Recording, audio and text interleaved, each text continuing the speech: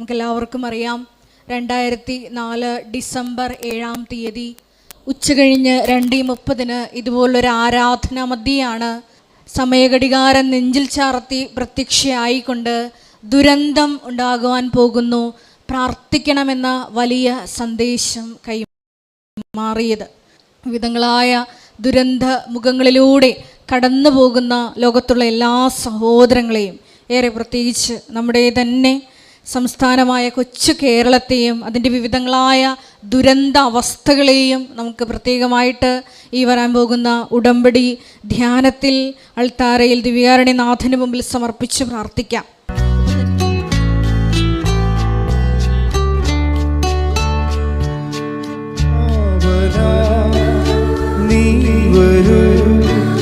സ്നേഹമേ ദൈവമേ ശാന്തിയാ സൗഖ്യമാ നീ വരൂ നായകനേ കാവലാ നീ വരൂ സ്നേഹമേ ദൈവമേ ശാന്തിയാ സൗഖ്യമാ നീ വരൂ നായകനേ.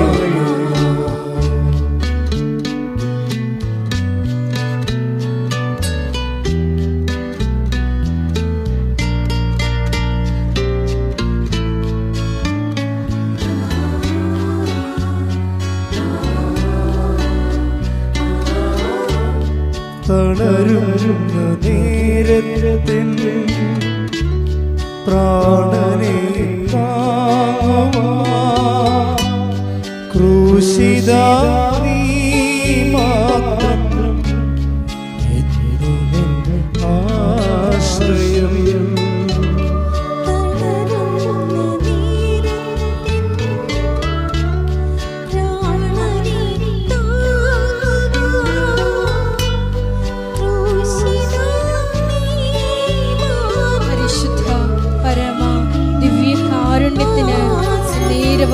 ആരാധനയും സ്തുതിയും പുകഴ്ചയും ഉണ്ടായിരിക്കട്ടെ. പരിശുദ്ധ പരമ ദിവ്യകാരുണ്യത്തിന് നേരവും ആരാധനയും സ്തുതിയും പുകഴ്ചയും ഉണ്ടായിരിക്കട്ടെ. പരിശുദ്ധ പരമ ദിവ്യകാരുണ്യത്തിന് നേരവും ആരാധനയും സ്തുതിയും പുകഴ്ചയും ഉണ്ടായിരിക്കട്ടെ.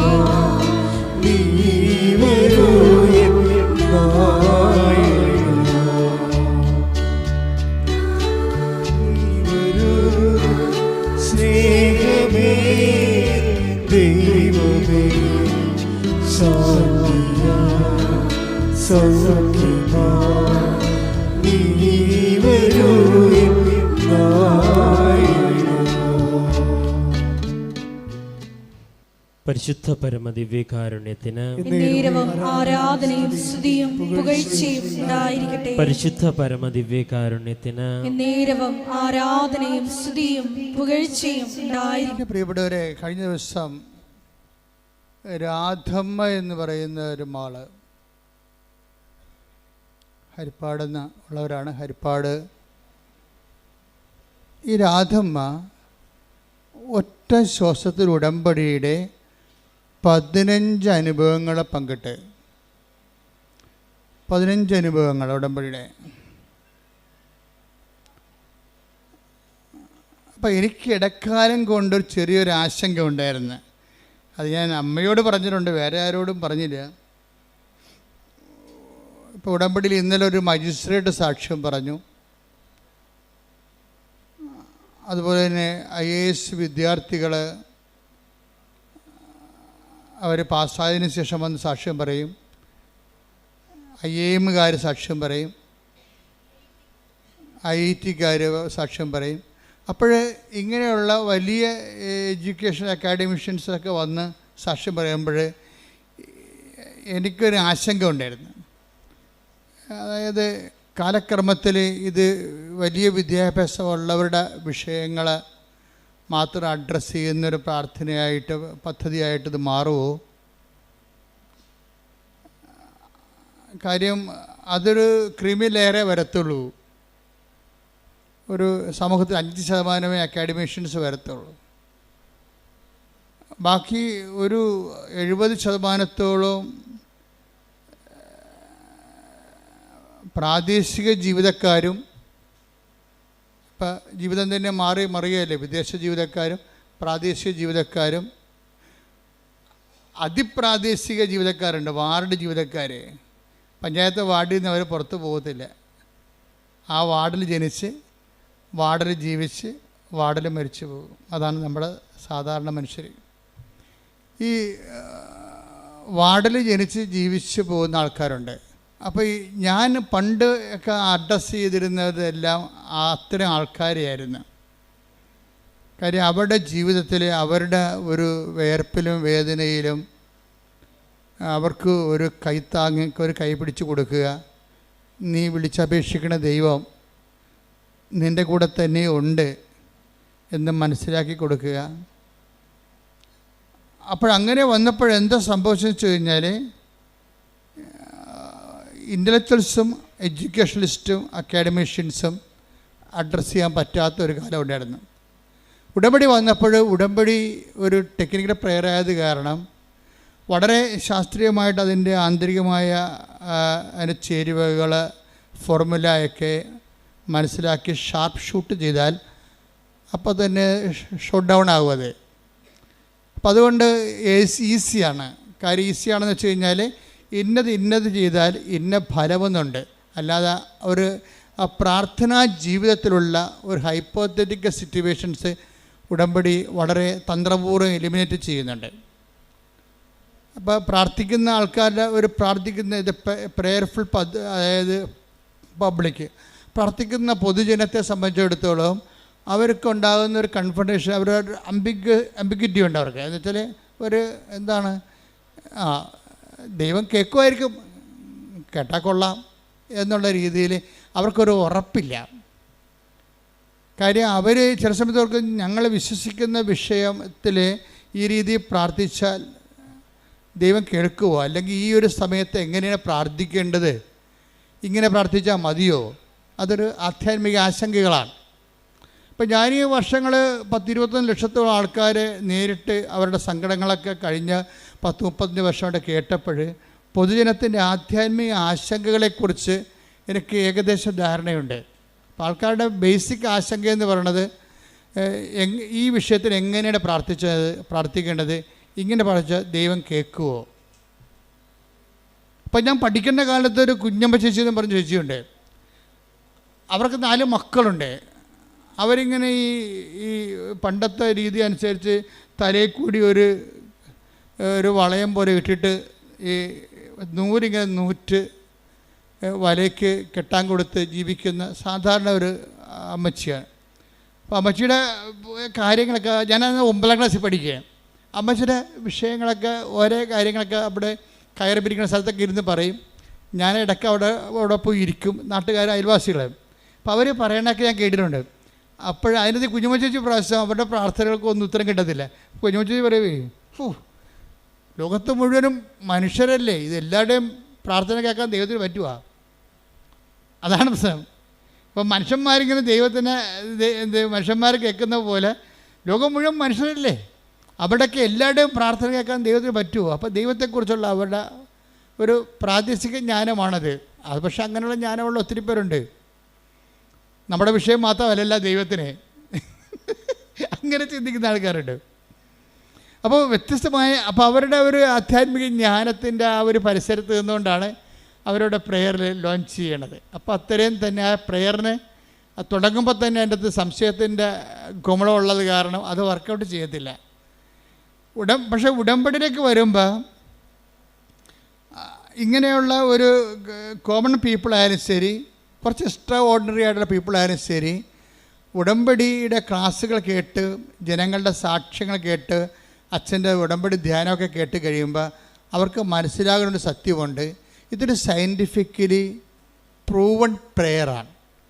ഒരു ആധ്യാത്മിക ശാസ്ത്രം, ബൈബിൾ ശാസ്ത്രം ഉണ്ടല്ല, ബൈബിൾ ശാസ്ത്രം അനുസരിച്ച് പ്രൂവ് ചെയ്തിട്ടുള്ള ഒരു പദ്ധതിയാണ് കവനൻ്റ് എന്ന് പറയുന്നത്. ഈ കവനൻ്റെ കൂടെ വന്നിരിക്കുന്ന കവനൻ്റ് ഇപ്പോഴുള്ളതല്ല, പണ്ടിനാലെ ദൈവം അതാത് കാലങ്ങളിൽ അപ്ഡേഷൻസ് ഉള്ള ഒരു പ്രാർത്ഥനയാണ് കവനൻ്റ് എന്ന് പറയുന്നത്. അപ്പോൾ കവനൻ്റെ ഒരു ഹിസ്റ്ററി ഓഫ് കവനൻ്റ് അല്ലെങ്കിൽ ഇവോൾവിങ് ഒരു പരിണാമം, കവനൻ്റ് ഉടമ്പടി ദൈവശാസ്ത്രത്തിൻ്റെ പരിണാമങ്ങളിലേക്ക് പോയി കഴിഞ്ഞാൽ നമുക്ക് മനസ്സിലാകും ഇതിന് ഘട്ടം ഘട്ടമായി കാലത്തിനൊപ്പം അപ്ഗ്രഡേഷൻ സംഭവിച്ചിട്ടുള്ളതാണ് ഉടമ്പടിയിൽ. നമ്മുടെ ഈ കാലത്ത് വന്നപ്പോൾ ഇവിടെ ദൈവത്തിൻ്റെ ഒരു പ്രധാനപ്പെട്ട വിഷയം, ഇത് ദൈവത്തിൻ്റെ ഒരു വിഷയമായി മാറി. ഇപ്പോൾ യേശു ക്രിസ്തുവിൻ്റെ എല്ലാ പ്രവർത്തനങ്ങളും ക്രിസ്തുവിൻ്റെ വിഷയമല്ലായിരുന്നു. പിതാവായ ദൈവത്തിൻ്റെയും പുത്രനായ ദൈവത്തിൻ്റെയും പരിശുദ്ധാത്മാവായ ദൈവത്തിൻ്റെയും ത്രിയേക ദൈവത്തിൻ്റെ പൊതുവിഷയമായിരുന്നു യേശു ക്രിസ്തുവിൻ്റെ മിഷനല്ല. ഇത് മിഷൻ ഓഫ് ജീസസ് ദൈവത്തിൻ്റെ വിഷയമായിരുന്നു. അപ്പോൾ ദൈവത്തിൻ്റെ വിഷയമാകുമ്പോൾ അതിൻ്റെ മുതൽ മുടക്കെല്ലാം ദൈവമാണ്. മുതൽ മുടക്കാൻ വേണ്ടി ദൈവം അറ്റം വരെ തയ്യാറാണ്. അതാണ് തൻ്റെ ഏകജാതനെ നൽകാൻ. ആ മുതലിന് ആ ഒരു പദ്ധതിക്ക് വേണ്ടി അവസാനത്തെ എക്സ്പെൻഡിച്ചർ തൻ്റെ ഏകജാതിനെ 3:16 സ്തുതിക്കട്ടെ. ഹല്ലേലൂയ ഹല്ലേലൂയ ഹല്ലേലൂയ ഹല്ലേലൂയ. യേശുവേ നന്ദി, യേശുവേ സ്തുതി. ഹല്ലേലൂയ ഹല്ലേലൂയ ഹല്ലേലൂയ ഹല്ലേലൂയ. യേശുവേ മഹത്വം മഹത്വം ആരാധന. യോഹന്നാൻ 3:16 എന്തെന്നാൽ അവനിൽ വിശ്വസിക്കുന്ന അവനിൽ വിശ്വസിക്കുന്ന ഏവനും നശിച്ചു പോകാതെ നിത്യജീവൻ പ്രാപിക്കുന്നതിന് വേണ്ടി തന്റെ ഏകജാതനെ നൽകാൻ തക്കവിധം ദൈവം ലോകത്തെ അത്രമാത്രം സ്നേഹിച്ചു. അപ്പോൾ ദൈവം ലോകത്തെ അത്രമാത്രം സ്നേഹിച്ചത് കൊണ്ട് തൻ്റെ ഏകജാതനെ മുഴുവനായിട്ട് വരെ നൽകാൻ അതിൻ്റെ ക്യാപിറ്റൽ അതാണ്. രക്ഷാകര പദ്ധതിയുടെ ക്യാപിറ്റൽ എന്ന് പറയുന്നത് ഏകജാതനെ മുഴുവനും കൂടി നൽകിയ പാപത്തിന് പരിഹാരം ചെയ്യേണ്ടി വന്നപ്പോൾ അതിന് പോലും ദൈവം ചെലവഴിച്ചതാണ്. അപ്പോൾ ആ ദൈവത്തിൻ്റെ ആ ചെലവഴിക്കൽ നിന്നാണ് ക്രിസ്തുശാസ്ത്രം രൂപപ്പെട്ട് വരണത്. പ്രായോഗിക ജീവിതബന്ധിയായ ക്രിസ്തുശാസ്ത്രം. ഇപ്പോൾ ഒരു അക്കാഡമിക് ക്രിസ്തുശാസ്ത്രമുണ്ട്, പക്ഷെ ഒരു ജീവിതബന്ധി കാലബന്ധിയായ ഒരു ക്രിസ്തുശാസ്ത്രമുണ്ട്. അപ്പോൾ ഈ 3:16 ഡെവലപ്പ് ചെയ്ത് വരുമ്പോൾ പിന്നീട് പൗലോസ് പറയും നമ്മൾക്ക് യേശുക്രിസ്തുവിന് നൽകിയവൻ. ശ്രുതിക്കട്ടെ. ഹല്ലേലൂയ ഹല്ലേലൂയ ഹല്ലേലൂയ ഹല്ലേലൂയ. റോമ 8:32 സ്വപുത്രനെ പോലും ഒഴിവാക്കാതെ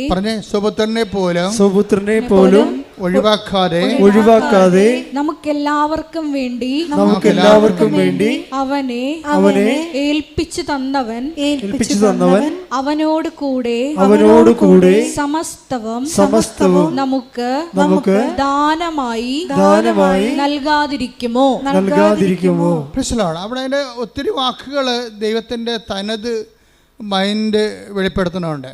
അതായത് ഈ റോമ 8:32 യോഹന്നാൻ 3:16 തമ്മിൽ ലിങ്ക് ആയിരിക്കണം. എന്താണ് 3:16 എന്താ പറയണത്?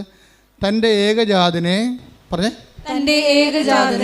നൽകാൻ തക്കവിധം ദൈവം അത്രമാത്രം നമ്മളെ ലോകത്തെ സ്നേഹിച്ചു. അപ്പൊ ഈ എന്തുകൊണ്ടാണ് ദാനമായിരിക്കണം മനസ്സിലാക്കണം. ഉടമ്പടി വർക്ക് ചെയ്യണത് നോട്ട് ബൈ മെറിറ്റിലാണ്, പിന്നെന്താണ്? But by grace. അപ്പം മനുഷ്യൻ്റെ ജീവിതത്തിൻ്റെ എല്ലാ വിഷയങ്ങളിലും നമ്മളുടെ ഇപ്പം നിങ്ങൾക്കൊരു സ്റ്റാൻഡേർഡ് ഉണ്ടാകുമല്ലോ അല്ലേ? നിങ്ങളുടെ ഒരു വാല്യൂ അല്ലെങ്കിൽ നിങ്ങളുടെ ഒരു കഴിവ്. പക്ഷേ നമ്മുടെ കഴിവും നമ്മുടെ ജീവിതവും തമ്മിൽ ഒരു കാലത്തും പൊരുത്തപ്പെടത്തില്ല. എന്താ കാര്യം? നമ്മളുടെ ജീവിതത്തിൻ്റെ വെല്ലുവിളി നമ്മുടെ കഴിവിനേക്കാൾ എപ്പോഴും മുകളിലായിരിക്കും. അതെപ്പോഴും എങ്ങനെയുണ്ട്? ലൈഫ് സെറ്റിൽ ചെയ്തിരിക്കുന്നതും ലൈഫ് ഇവോൾവ് ചെയ്തിരിക്കുന്നതും ജീവിതം ആയിത്തീർന്നിരിക്കുന്നതായിട്ടുള്ള അവസ്ഥ എന്ന് വെച്ച് കഴിഞ്ഞാൽ എപ്പോഴും നമ്മുടെ കഴിവിനേക്കാളും ഉപരിയായിരിക്കും നമ്മൾക്ക് കൈകാര്യം ചെയ്യേണ്ട വിഷയം. കഴിഞ്ഞ ദിവസത്തിൽ ഒരു ആ മജിസ്ട്രേറ്റിൻ്റെ സാക്ഷ്യം എന്താ അറിയാമോ? മജിസ്ട്രേറ്റ് വക്കീലാണ്, അവർ പ്രാക്ടീസിങ് വക്കീലാണ്. ഈ ബാരിസ്റ്ററെ ശരിക്കും അവർക്ക് ഇപ്പോൾ ഒരു മജിസ്ട്രേറ്റിൻ്റെ എക്സാം വന്നു. അപ്പോൾ ഹൈക്കോടതിയുടെ എക്സാമാണ്. ഹൈക്കോടതിയുടെ എക്സാം ശരിക്കും വളരെ പാടുള്ളതാണ്. അവർ പറഞ്ഞ സങ്കീർണമാണ്. പല പല സെക്ഷൻസ് ഉണ്ട്. ആ പരീക്ഷകളെല്ലാം എഴുതിയിട്ടാണ് പിന്നീട് അവർ മജിസ്ട്രേറ്റായിട്ട് അവർ ജയിച്ചാൽ മാത്രമേ മജിസ്ട്രേറ്റിലേക്ക് പിന്നെ അവർക്ക് പരിശീലനത്തിന് പോകാൻ പറ്റത്തുള്ളൂ. പക്ഷേ എന്താ പ്രശ്നം വെച്ചാൽ ഇവർക്കൊരു കോൺഫിഡൻസ് ഉണ്ട്. എപ്പോഴും നമ്മൾ ശ്രദ്ധിക്കേണ്ടത് ഈ കോൺഫിഡൻസ് ആണ് ഫസ്റ്റായിട്ട്. നമ്മൾ ദൈവത്തിൻ്റെ സന്നിധാനത്തിൽ വരുമ്പോൾ ആദ്യത്തെ ബോംബിങ് ഏരിയ എന്ന് പറയണത്, അല്ലെങ്കിൽ മിലിറ്ററി ടാർഗറ്റ് പൊസിഷൻ. ഇപ്പം മിലിറ്ററി പൊസിഷൻ എന്ന് പറയത്തില്ലേ, ബോംബ് ചെയ്യുന്ന വിമാനങ്ങൾക്കൊരു പൊസിഷൻ ഉണ്ടാകും. ഇപ്പം നമ്മൾ ദൈവദർശനം വരുമ്പോൾ ഈ പൊസിഷൻ ടാർഗറ്റിലായിട്ട് വരുന്നത് എപ്പോഴും കോൺഫിഡൻസാണ്. നിങ്ങളുടെ കോൺഫിഡൻസ് തരുന്ന കുറേ കാര്യങ്ങളുണ്ട്. നിങ്ങളുടെ ഈ കോൺഫിഡൻസ് എന്ന് പറയണതാണ് നിങ്ങൾ. പക്ഷെ ആ നിങ്ങൾക്ക് ഇപ്പോൾ നിങ്ങളുടെ അതിജീവനത്തിന് നിങ്ങളുടെ മുമ്പിൽ വന്നിരിക്കുന്ന വെല്ലുവിളിയെ തരണം ചെയ്യാനുള്ള കഴിവുണ്ടാകത്തില്ല. മനസ്സിലായില്ലേ? അപ്പോൾ ഇത് നിങ്ങളുടെ കോൺഫിഡൻസ് പൊളിച്ച് പണിയേണ്ടി വരും. ഇപ്പം തന്നെ ഈ റോഡ് ചെയ്യണേ അവർ. ഇപ്പം നല്ല റോഡിൽ വണ്ടി പോകുന്നുണ്ട്, പക്ഷേ റോഡ് അവർ പൊളിക്കുകയാണ്. മൊത്തം പൊളിച്ചിട്ട് അതെല്ലാം വീണ്ടും അതെല്ലാം പൊടിച്ച് റീകോൺക്രീറ്റ് ചെയ്യുകയാണ്. എന്താ കാര്യം? അവർക്ക് ഗ്യാരണ്ടി ഉണ്ട്, അടുത്ത ഒരു 50 കൊല്ലത്തേക്ക് തലമുറകളെ കോടിക്കണക്കിന് വാഹനം ഓടേണ്ടതാണ്. അതനുസരിച്ച് ഈ റോഡ് അതിന് പറ്റത്തില്ല, അതുകൊണ്ട് അവർ പൊളിക്കുകയാണ്. ദൈവം ചെയ്യേണ്ടത് ഏതാണ്ട് ഇതേ പരിപാടിയാണ്. നിങ്ങളുടെ കോൺഫിഡൻസ് ആദ്യം പൊളിക്കും. കോൺഫിഡൻസിൻ്റെ ഓരോ ഏജൻറ്റ് നോക്കിയാൽ മതി, പണി വരാൻ പോണത് എവിടെയാണെന്നൊക്കെ അറിയാൻ പറ്റും. ഒന്നെങ്കിൽ നമ്മുടെ ആരോഗ്യമായിരിക്കും. പരമാവധി പണി ആദ്യം കിട്ടാൻ സാധ്യതയുള്ളത് ബോഡിയിലാണ്. ബോഡി എപ്പോഴും നിങ്ങൾ ശ്രദ്ധിച്ച് പ്രാർത്ഥനാപരമാക്കുകയാണ്. പിന്നെ കിട്ടാൻ പോകുന്നത്, പിന്നെ ബോംബ് വീഴാൻ സാധ്യതയുള്ളത് കോമ്പറ്റീഷനിലാണ് വരണത്. നിങ്ങൾ ചിലപ്പോൾ സ്കൂളിൽ റാങ്കാകാം. സ്കൂളിൽ റാങ്കായി കഴിയുമ്പോൾ ടീച്ചർമാർ പറയും നിങ്ങൾ സ്കൂളിൻ്റെ അഭിമാനമാണോ ആന കൂന എന്നൊക്കെ പറയുമ്പോൾ നിങ്ങൾക്ക് മാലയൊക്കെ ഇതിട്ട് ബൊക്കൊക്കെ തന്ന് വിടും. കോളേജ് ചെല്ലുമ്പോൾ നിങ്ങൾ എല്ലാ വിഷയത്തിലും പൊട്ടിപ്പോകും. എന്താ കാര്യം? സ്കൂളിൽ നിങ്ങൾ കിങ് ആയതുകൊണ്ടാണ് അങ്ങനെ സംഭവിക്കുന്നത്. കോൺഫിഡൻസ് ഉണ്ട് നിങ്ങൾ. ഈ കോൺഫിഡൻസ് വെച്ചുകൊണ്ട് കോളേജിൽ നിങ്ങൾ പഠിക്കാതിരിക്കും, അല്ലെങ്കിൽ ക്ലാസ് കട്ട് ചെയ്യും. അപ്പോൾ അവർ പറയണത് എന്താ വെച്ചാൽ, ഞാൻ പഠിച്ചില്ലേലും ജയിക്കും, പഠിക്കണ പിള്ളേർക്ക് വീട്ടിൽ ഇരുന്നാലും മതി, കോളേജിൽ പോകേണ്ട കാര്യമില്ല, ഇപ്പോൾ ക്ലാസ് കട്ട് ചെയ്ത് നടക്കും. അപ്പം അങ്ങനെ വരുമ്പോൾ ഈ നമ്മുടെ കോൺഫിഡൻസാണ് ആധ്യാത്മികമായ ഉഴപ്പുണ്ടാക്കുന്നത്. അതെപ്പോഴും നമ്മൾ ശ്രദ്ധിക്കണം. നിങ്ങൾക്കിന്ന് ആധ്യാത്മികമായിട്ട് എന്തെങ്കിലും ഒരു ഫ്ലക്ച്വേഷൻ ഉണ്ടെങ്കിൽ ആദ്യം ട്രീറ്റ്മെൻറ്റ് നടത്തേണ്ടത് നിങ്ങളുടെ കോൺഫിഡൻസിലാണ്. കാര്യം നിങ്ങളുടെ വിദ്യാഭ്യാസം ചിലർക്ക് തറവാടിത്തമാണ്. അതായത് ഇപ്പോൾ ഒരു ജോലിയുണ്ട്, ജോലി വന്നിട്ടുണ്ട്, അത് ഇതിലാണ് വന്നിരിക്കുന്നത്, ട്രാൻസ്പോർട്ട് ബസ് കണ്ടക്ടറാകാനുള്ള ജോലിയാണ്. അപ്പോൾ ഇവരെ പെറ്റ് വീണ കാര്യത്തിൽ തന്നെ IAS എടുപ്പിച്ചിട്ടാണ് മാതാപിതാക്കന്മാർ വളർത്തുന്നത്. എൻ്റെ മകൾ വളർന്ന് കളക്ടറാകുമെന്നും പറഞ്ഞല്ലേ, പേരിടുമ്പോൾ തന്നെ അവൾ കളക്ടറാകും. ഈ കുഞ്ഞ് ഞാൻ കളക്ടറാകും എന്ന് പറഞ്ഞുകൊണ്ട് ഇരുന്ന അവസാനം ഒരു വണ്ടിക്കും കയറി പോകത്തില്ല. വന്ന വണ്ടി പോകും, ഞാൻ കളക്ടറിൻ്റെ വണ്ടി വരാതിരിക്കില്ല, കളക്ടറിൻ്റെ വണ്ടി വരാൻ. അവസാനം തെണ്ടിപ്പെറുക്കി പട്ടിണിയായി കയറി നാറി കഴിയുമ്പോഴാണ് വല്ല വണ്ടിയും കയറി പോയാൽ മതി, അപ്പോൾ കാലം കഴിഞ്ഞു പോകും. ഇങ്ങനെ എന്തോ അടിച്ചേൽപ്പിച്ച ആത്മവിശ്വാസങ്ങളുണ്ട് ആൾക്കാർക്ക്. ആരോ അടിച്ചേൽപ്പിച്ച വിശ്വാസം. നീ കളക്ടർ വരെ കുന്തമില്ല, നിൻ്റെ കഴിവനുസരിച്ച് നീ അധ്വാനിക്കുക, ബാക്കി ദൈവം ക്രമീകരിക്കും. മനസ്സിലായ? എനിക്ക് ആഗ്രഹത്തിൻ്റെ അടിമയാകരുത്, ആഗ്രഹത്തിൻ്റെ യജമാനനാകണം. മനസ്സിലായില്ലേ? ആഗ്രഹത്തിൻ്റെ അടിമയായിട്ട് നീ ഒരു ലക്ഷ്യം വെച്ചിട്ട് അതിൽ നിന്ന് തന്നെ പിടിച്ചു നിൽക്കുകയാണ്. ഞാൻ ഈ 12 പ്രാവശ്യമൊക്കെ OIT എഴുതുമ്പോൾ പറഞ്ഞ് എൻ്റെ മകളെ 12 പ്രാവശ്യമായി, ആരോ പറഞ്ഞ് നിൻ്റെ തലയെ കയറ്റിയതാണ്, നീയും കെട്ടിയവരും കൂടി കാനഡയിൽ താമസിക്കുമെന്ന്. അപ്പോൾ അതിൻ്റെ സ്വപ്നം കൊണ്ട് നടക്കുകയാണ്. ശരിക്കും ഞാനിതിനൊന്നും എതിർക്കണില്ല. പക്ഷേ യാഥാർത്ഥ്യ ബോധം എന്ന് പറയണത് ഇറ്റ് ഈസ് നോട്ട് കോമൺ. അതൊരു കോമൺ സെൻസാണ് വേണ്ടത്. കോമൺ സെൻസ് എന്ന് ഇപ്പോൾ കോമൺ അല്ലെന്നല്ലേ പറയണത്. യാഥാർത്ഥ്യബോധം, ഏറ്റവും കൂടുതൽ യാഥാർത്ഥ്യബോധം കുറവുള്ളത് പെൺപിള്ളേർക്കാണ്. ഞാൻ ഇത്രയും നാൾ വന്നിട്ടുള്ള യാത്രയിൽ എനിക്ക് മനസ്സിലാക്കി ഏറ്റവും കുറവ് യാഥാർത്ഥ്യബോധമുള്ളത് പെൺപിള്ളേർക്കാണ്. അവർ ഒന്ന് പറഞ്ഞാലും മനസ്സിലാകത്തില്ല, അവർക്ക് ഒന്ന് പറഞ്ഞാൽ മനസ്സിലാകത്തില്ല. എന്ന് വെച്ചാൽ നിങ്ങൾ ഡിഗ്രഡേറ്റ് ചെയ്യണമെന്നല്ല ഞാൻ പറയണത്.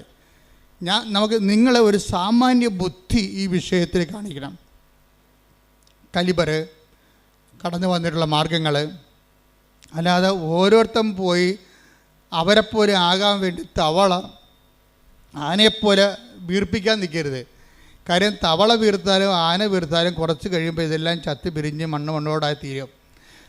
നമ്മളെപ്പോഴും ശ്രദ്ധിക്കേണ്ടത് ഉറപ്പ് വരുത്തേണ്ട ഒരു സാധനം മാത്രമേ ഉള്ളൂ. എന്താണ്? ദൈവം.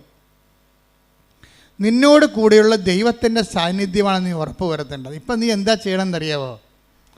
നീ ആദ്യം ഉറപ്പ് വരുത്തണത് നിൻ്റെ ലക്ഷ്യങ്ങൾ ഉറപ്പ് വരുത്തിയിട്ട് ദൈവത്തെ അതിനു വേണ്ടി ഉപയോഗിക്കുകയാണ് ചെയ്യണത്. മനസ്സിലായോ? നീ ആദ്യം ഉറപ്പ് വരുത്തേണ്ടത് എന്തിനാണ്? നീ ആദ്യം ഉറപ്പ് വരുത്തേണ്ടത് നിൻ്റെ ലക്ഷ്യങ്ങളല്ല. ആർക്കും ആഗ്രഹങ്ങളൊക്കെ ഉണ്ടാകത്തില്ലേ? അപ്പോൾ അതിൻ്റെ അടിമയായിട്ട് ജീവിച്ച വല്ല കാര്യമുണ്ടോ?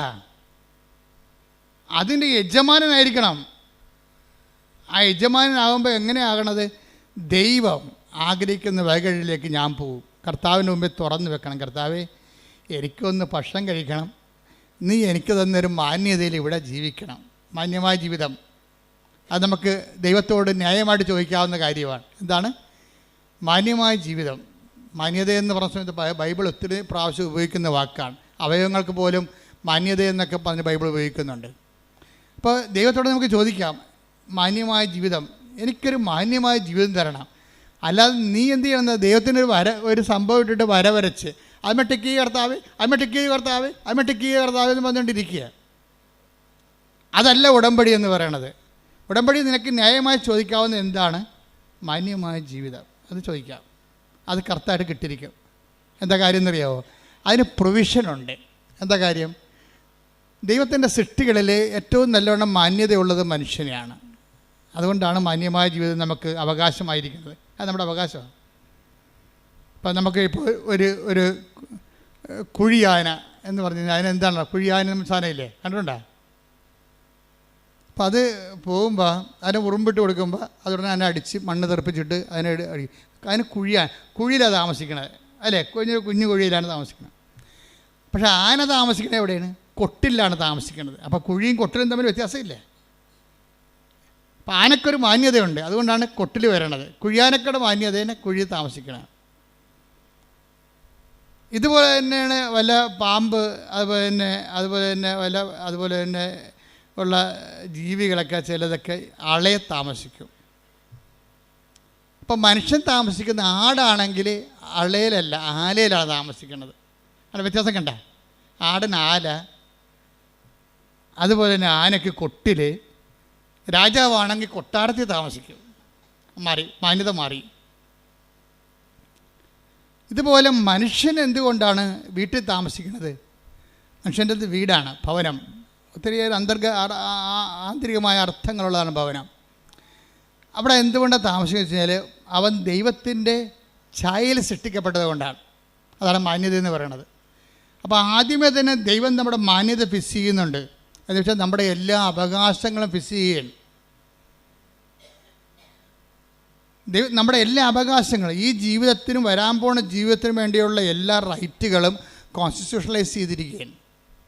അവൻ്റെ ഛായയിൽ സൃഷ്ടിച്ചെന്ന് പറയുമ്പോഴേ ദൈവം മനുഷ്യനെ അവൻ്റെ ഛായയിൽ സൃഷ്ടിച്ചു എന്ന് വെച്ച് കഴിഞ്ഞാൽ ഇതിൻ്റെ മാന്യത മെയിൻറ്റെയിൻ ചെയ്യാനുള്ള എല്ലാ ഇൻഫ്രാസ്ട്രക്ചറും അവൻ ആർജിക്കാൻ ദൈവം അവനെ അതുപോലെ മാന്യത സുരക്ഷയാണ്. ആദ്യമേ തന്നെ ഒരു ജനറ്റിക്കൽ കോൺസ്റ്റിറ്റ്യൂഷനിൽ വന്നിരിക്കുന്നത് മനുഷ്യൻ്റെ മാന്യതയുടെ സുരക്ഷയാണ്. നമുക്ക് പട്ടിണി കിടന്നാൽ സർക്കാരിനെതിരെ കേസ് കൊടുക്കാം നമുക്ക്. അതാണ് ഭക്ഷ്യസുരക്ഷാ നിയമം. ഇപ്പം നമ്മുടെ ഭക്ഷ്യസുരക്ഷ അല്ലെങ്കിൽ നമ്മളൊരു മറ്റു തരത്തിലുള്ള കുറേ പോളിസീസാണ് നമ്മൾ എടുത്തിരിക്കുന്നത്. ദൈവം ഇതെല്ലാം കൂടി കണക്കാക്കിയിട്ട് ഒറ്റ പോളിസിയിലാക്കി. എന്താണ്? മനുഷ്യൻ അവനെ തന്നെ സൃഷ്ടിച്ചു. അപ്പോൾ മാന്യമായി ഈ ഭൂമിയിൽ മനുഷ്യനെ പോലെ ജീവിക്കാനുള്ള മനുഷ്യൻ എന്ന് പറഞ്ഞാൽ ആരാണെന്ന് പറഞ്ഞിട്ടുണ്ട്. ആരാണ്? ദൈവത്തിൻ്റെ പൈതൽ. അപ്പോൾ ദൈവ പൈതലാണ് ഞാനെന്നുള്ളതാണ് ഏറ്റവും വലിയ ബോധമുള്ളത്. നമ്മുടെ ഏറ്റവും വലിയ നമ്മുടെ ഒരു വിശ്വാസം നമുക്ക് തരുന്ന ഒരു ബോധമുണ്ട്. ആത്മീയ ബോധം എന്നുകൊണ്ട് ദൈവ പൈതലാണെന്നാണ്. അപ്പോൾ ദൈവ പൈതലാകുമ്പോൾ ദൈവ പൈതലല്ലാതെ പോകുന്ന ഇപ്പോൾ രാധമ്മയുടെ സാക്ഷ്യം എന്താണ്? രാധമ്മയുടെ സാക്ഷ്യം, രാധമ്മയുടെ ഒന്നാമത്തെ അനുഭവം എന്താണ്? അവരുടെ മകൻ ഭയങ്കര പണ്ടാര വെള്ളവടിയാണ്. എന്നിട്ട് വീട്ടിൽ കാശും കൊടുക്കത്തില്ല, കുടുംബം നോക്കത്തില്ല. രാധമ്മ തന്നെ വീട്ടുവരക്ക് പോയിട്ടാണ് മകൻ്റെ ഭാര്യയും കുഞ്ഞുങ്ങളെയും പോറ്റേണ്ടത്. What a pathetic condition. കണ്ടില്ലേ? This is life. ഇവരെ അഡ്രസ്സ് ചെയ്യണമെന്ന് ഞാൻ അമ്മയോട് പല പ്രാവശ്യം പറഞ്ഞിട്ടുണ്ട്. ഒത്തിരി ക്രിമിനലിനെ നീ അഡ്രസ്സ് ചെയ്യുന്നുണ്ട് ഈ പുതിയ കാലത്ത്. അതേസമയം തന്നെ ഇതിൻ്റെയൊക്കെ എല്ലാം നിലനിർത്തിക്കൊണ്ടിരിക്കുന്ന അടിസ്ഥാന സിസ്റ്റത്തിൽ താമസിക്കുന്ന ആൾക്കാരെ ഉടമ്പടിയിൽ അഡ്രസ്സ് ചെയ്യണമെന്ന് അമ്മയോട് ഞാൻ പല പ്രാവശ്യം പറഞ്ഞിട്ടുള്ളതാണ്. കാര്യം സങ്കടക്കാർ വരുമ്പോഴേ, ഇപ്പം ഞാൻ ചിലർ പറയും 65 വയസ്സെന്ന് പറയും നിങ്ങൾ ഞങ്ങളെക്കൊണ്ട് ഉടമ്പടി എടുപ്പിക്കത്തില്ല. ചില 65 വയസ്സുകാർ എൻ്റെ അടുത്ത് വന്ന് സങ്കടം പറയും, അച്ഛന്മാരത്തും പറയും, എന്താ ഞങ്ങളെക്കൊണ്ട് ഉടമ്പടി എടുപ്പിക്കാത്തത്, ഞങ്ങൾക്ക് ജീവിക്കേണ്ടതെന്നൊക്കെ ചോദിക്കും. എന്നോട് വന്ന് ചോദിക്കുമ്പോൾ പറയും, എൻ്റെ ചേച്ചമ്മേ നിങ്ങൾക്ക് ജീവിക്കണം, നിങ്ങൾക്ക് 67 വയസ്സുണ്ട്, നിങ്ങൾ നേരെ വന്ന് വെടിപ്പായിട്ട് മാതാവിൻ്റെ കണ്ണിട്ട് നോക്കിയിട്ട് കറഞ്ഞിട്ട് കാര്യം വന്നിട്ട് പോകും. നിങ്ങളെ ഇത്രയും ഉടമ്പടി പോലെ ആപത്തും ആരോഗ്യമൊക്കെ ഉള്ളവരാണ് ഉടമ്പടി എടുക്കുന്നത്. അത് എടുത്തിട്ട് ഉഴപ്പി പിന്നെയും വന്ന് പണി മേടിക്കേണ്ട കാര്യമില്ല. നിങ്ങൾക്കുള്ളത് അമ്മ വിളമ്പി വെച്ചിട്ടുണ്ട്. ചില ആൾക്കാർക്ക് നോക്കുകയില്ലേ ഉള്ള മാതാവിൻ്റെ മുഖത്തിട്ട്. വിശ്വാസത്തോടെ ഒന്ന് നോക്കിയാൽ തന്നെ റെസ്പോണ്ടൻ്റാണ്. അപ്പം അതുകൊണ്ട് തന്നെ പക്ഷേ ഉടമ്പടി എടുക്കാൻ കഴിവുള്ളവൻ മാതാവിനെ നോക്കി പഠിപ്പിച്ചാൽ മാതാവ് ചിലപ്പോൾ ഇവിടുന്ന് ഒറ്റ നടക്ക് പോയില്ലെന്ന് വരും. കാര്യം അത് കാപട്യമാണ്. കഴിഞ്ഞ മീൻ പിടിക്കാനാണ്. നമുക്ക് മലയാളിക്ക് പണ്ട് മുതലേ രക്തത്തിലുള്ള കുറേ സാധനമുണ്ട്. എന്താണ്? കണ്ടവനെ കൊണ്ട് പണിയെടുപ്പിക്കുന്ന കുറേ സാധനങ്ങളുണ്ട്. ഇതിനെ നമ്മൾ ആദ്യം ചികിത്സിക്കേണ്ടി വരും. എന്ന് വെച്ച് കഴിഞ്ഞാൽ മലയാളിക്ക് ആദ്യം എന്തൊക്കെ മലയാളികളുടെ പഴഞ്ചൊല്ല് നോക്കിയാൽ മതി. 2000 കൊല്ലമായിട്ട് ഈ വസ്തു എങ്ങനെ ജീവിച്ചെന്ന് മനസ്സിലാകും. എംബ്രാൻ്റെ വെട്ടത്ത് വാര്യയുടെ അത്താഴം. വാര്യയുടെ കള്ളനാണെന്ന് മനസ്സിലായില്ലേ? വാര്യർ ഒരിക്കലും എണ്ണ കൊണ്ട് കാശ് മുടക്കി വിളക്ക് കത്തിക്കത്തില്ല. എംബ്രാൻ്റെ പടിപ്പുരയിൽ രാജാവ് അല്ലെങ്കിൽ നാട്ടുപ്രമാണി അല്ലെങ്കിൽ കരപ്രമാണി അല്ലെങ്കിൽ ഊരാളിയുടെ പടിപ്പുരയ്ക്ക് വിളക്ക് വെക്കാൻ രാജാവ് അനുവാദം കൊടുത്തിട്ടുണ്ട്. എല്ലാവർക്കും പടിപ്പുര വിളക്ക് വെക്കാൻ പറ്റത്തില്ല. തിരുവിതാംകൂറിലും കൊച്ചിയിലും പടിപ്പുര വിളക്ക് വെക്കണമെന്നുണ്ടെങ്കിൽ ഭണ്ഡാരത്തിൽ കൊണ്ട് പണം അടക്കണം. ഭണ്ഡാരത്തിൽ പണം അടക്കാൻ കഴിവില്ലാത്തവന് വിളക്ക് വെക്കാൻ അനുവദിക്കത്തില്ല. ഭാര്യർ ഭണ്ഡാരത്തിൽ പണം അടക്കാൻ ഭാര്യന് കാശില്ല. അപ്പോൾ ഊരാളെങ്കിൽ ചെന്നിട്ട് എന്ത് ചെയ്യും? അവിടുത്തെ വിളക്ക് പടിപ്പുര തെക്കുമ്പോൾ വീട്ടിൽ അത്താഴം എടുത്തുകൊണ്ട് ഭാര്യർ ഊരാളെങ്കിൽ ചെല്ലും. അവിടെ ചെന്നിട്ട് അവിടെ വെട്ടത്തിരുന്നുകൊണ്ട് ഭക്ഷണം കഴിക്കും. അത് ഭാര്യർ പോകും. അതാണ് എംബ്രാൻ്റെ വെട്ടത്ത് ഭാര്യയുടെ അത്താഴം. ചിലർ പറയും കൈ നനയാതെ മീൻ പിടിക്കുക. അതാണ് സംഭവം. എന്ന് വെച്ച് കഴിഞ്ഞാൽ ചൂണ്ടിക്കാണിച്ചു കൊടുക്കും. ഈ മീൻ പിടി കറക്കുന്നതിനെ നിൽക്കും, മറ്റവൻ കഴുത്തപ്പം വെള്ളത്തിൽ കിടക്കും. അതാണ് കൈ നനയാതെ മീൻ പിടിക്കുക. പിന്നെ തുമ്പിയെ കൊണ്ട് കല്ലെടുപ്പിക്കുക. അപ്പോൾ ഇതൊക്കെ മലയാളിയുടെ ബേസിക് മെറ്റീരിയൽ നേച്ചറിലുള്ളതാണ്. ഇതിന് ആധ്യാത്മികതയിൽ ബൈബിള് ഇതിന് നല്ലവണ്ണം ചികിത്സിക്കും ഈ രോഗത്തിനെ. അതുപോലെ ദ്രവീഡീയമായ ദ്രാവിഡരുടെ ഇടയിൽ കാണുന്ന ഒരു രോഗമാണത്. കണ്ടവനെ കൊണ്ട് പണിയെടുപ്പിക്കുക, പപ്പായെ കൊണ്ട് ഉടമ്പടിപ്പിക്കുക. അതാണ് സാധനം. പപ്പായെ കൊണ്ട് ഉടമ്പടിപ്പിക്കുക. ഈ മൈസ്ട്രേറ്റ് അങ്ങനെ ഒരാളാണ്. മൈസ്ട്രേറ്റിൻ്റെ സാക്ഷ്യം തരുമ്പോൾ ആദ്യം ഇവർ ഡയറക്റ്റായിട്ട് വന്നിട്ട് ഉടമ്പടി എടുക്കത്തില്ല. ആരാ ഉടമ്പടി എടുക്കണത്? അമ്മയെ കൊണ്ട് ഉടമ്പടി എടുക്കണത്. പക്ഷേ ഇവിടെ അത് ഏക്കത്തില്ല, ഇവിടെ അക്സെപ്റ്റ് ചെയ്യത്തില്ല. കാര്യം മലയാളിയുടെ 2000 കൊല്ലത്തെ മനസ്സുമൊക്കെ അമ്മയ്ക്ക് അറിയാവുന്ന കാരണം അമ്മ പറയും ഓടരുത് അമ്മാവ ആളറിയുന്ന സംഭവം. അതുകൊണ്ട് മൈസേഡൻ്റെ കാര്യങ്ങളൊന്നും നടക്കത്തില്ല. പക്ഷെ അമ്മ മാതാവിൻ്റെ മുമ്പിൽ ഇത്തിരി വില നിലയുള്ള ആളാണ്. കാര്യം അവർക്ക് നല്ല ഇൻവെസ്റ്റ്മെൻറ്റ് ഉള്ള ആളാണ്. അപ്പോൾ മൈസേഡന് പരീക്ഷയ്ക്ക് പോകാൻ നേരത്ത് ടാനിയ പറയും, അമ്മേ ഞാൻ പരീക്ഷയ്ക്ക് പോകണില്ല, കാര്യം എനിക്ക് നല്ല മൈഗ്രെയിനാണ്, തല പൊട്ടാണ്, തല പൊടിയാണ്, എൻ്റെ ബോധം പോകണമെന്ന് പറയും. അപ്പോൾ അമ്മ പറയും, നീ പരീക്ഷയ്ക്ക് പോകും മകളെ, എന്താ കാര്യം? ഞാൻ കൃപാസനത്തിൻ്റെ ഒരു കാശിരുവം നിനക്ക് തരാം, നീ നെറ്റിക്കൊട്ടിച്ച് വെക്ക്, 10 മിനിറ്റ് നമുക്ക് വെയിറ്റ് ചെയ്യാം, മാതാവ് നിൻ്റെ തലവേദന എടുത്ത് മാറ്റും, നീ പരീക്ഷയ്ക്ക് പോകുന്നു. അപ്പോൾ ഇവൾ കിടക്കുകയാണ്, ഇങ്ങനെ ഉരുണ്ട് വട്ടത്തിൽ കിടക്കുകയാണ്, തലപെരുത്ത് വേദനയായിട്ട് കിടക്കുകയാണ്. ഒന്നും ഓർക്കണില്ല, കണ്ണ് കാണാൻ പാടില്ല. തലവേദന എടുത്തിട്ടേ കണ്ണ് കാണാൻ പാടില്ല, ഒന്നും അക്ഷരം നോക്കിയിട്ട് തെളിഞ്ഞ് വരണില്ല, എല്ലാം ഇങ്ങനെ ബ്ലറടിച്ചിരിക്കുകയാണ്. അപ്പോൾ ഇവൾ എന്ത് അഡ്വക്കേറ്റ് ആയാലും അമ്മമാർക്ക് ഒരു കഴിവില്ലേ, എത്ര വലിയ ആൾക്കാരായാലും അമ്മ എപ്പോഴും അമ്മമാർ, ഞാൻ പറഞ്ഞ ഒന്നെങ്കിലും നിങ്ങളെ പ്രസവിക്കാൻ പോകരുത്, അതൊരു ദൈവികമായ ഏർപ്പാടാണ്. പ്രസവിക്കാൻ പോയാൽ നിങ്ങൾ ഉടനെ അമ്മയാകും. അമ്മയായാൽ നെക്സ്റ്റ് ഗോഡാണ്, ദൈവത്തിൻ്റെ അടുത്ത് നിൽക്കുന്ന ആളാണ്. അമ്മ എന്തെങ്കിലും മക്കൾക്ക് വേണ്ടി ദൈവത്തോട് പറഞ്ഞാൽ ദൈവം അപ്പം ഒപ്പിടും. എന്താ കാര്യം? അവർക്ക് കൊച്ചിനെ കൊടുത്തപ്പോൾ തന്നെ കൊച്ചിനെ ജീവിപ്പിക്കാനുള്ള അധികാരവും അവകാശവും അവർക്ക് ദൈവം എഴുതി കൊടുത്തിട്ടുണ്ട്. പക്ഷേ അവർ അമ്മയായിട്ട് ജീവിക്കണം. അല്ല വയറ്റിട്ട് അതിനെ കൊല്ലാൻ പോയി കഴിഞ്ഞാൽ ദൈവത്തിന് അറിയാം, നീ അമ്മയല്ല, കൊലപാതകയാണ്, 2 കുഞ്ഞുങ്ങളെ കൊന്ന ആളാണ്, ഈ അഭ്യാസം കൊണ്ട് എൻ്റെ അടുത്ത് വരരുത്, പഴയകാലം ഓർക്കണം. അതിനാണ് ഉടമ്പടിയിൽ അനുതാപം വെച്ചിരിക്കുന്നത്. അബദ്ധവശ ദൈവത്തെ അറിയാത്ത കാലങ്ങളിലുള്ള കാര്യങ്ങളെ ദൈവം റൈറ്റ് ഓഫ് ചെയ്യാനൊരു പ്രൊവിഷൻ ഇട്ടിട്ടുണ്ട് ബൈബിളിലേക്ക് ഉള്ളുകെട്ടാ ഇത്. അജ്ഞതയുടെ കാലഘട്ടത്തെ 17:30 എടുത്ത് നടപടി പുസ്തകം 17:30. ശ്രുതിക്കട്ടെ ഹല്ലേലൂയ ഹല്ലേലൂയ ഹല്ലേലൂയ ഹല്ലേലൂയ. അപ്പോസ്തല പ്രവർത്തനങ്ങൾ 17:30. അജ്ഞതയുടെ കാലഘട്ടങ്ങളെ ദൈവം കണക്കിലെടുത്തില്ല. ഒന്ന് പറഞ്ഞ അജ്ഞതയുടെ കാലഘട്ടങ്ങളെ ദൈവം കണക്കിലെടുത്തില്ല.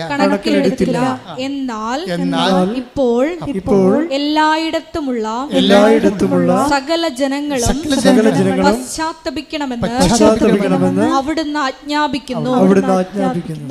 ഇതൊരു അപേക്ഷ അഭ്യർത്ഥനയുമല്ല, എന്താ പിന്നെ എന്താണ്? ഇതൊരു കൽപ്പനയാണ്.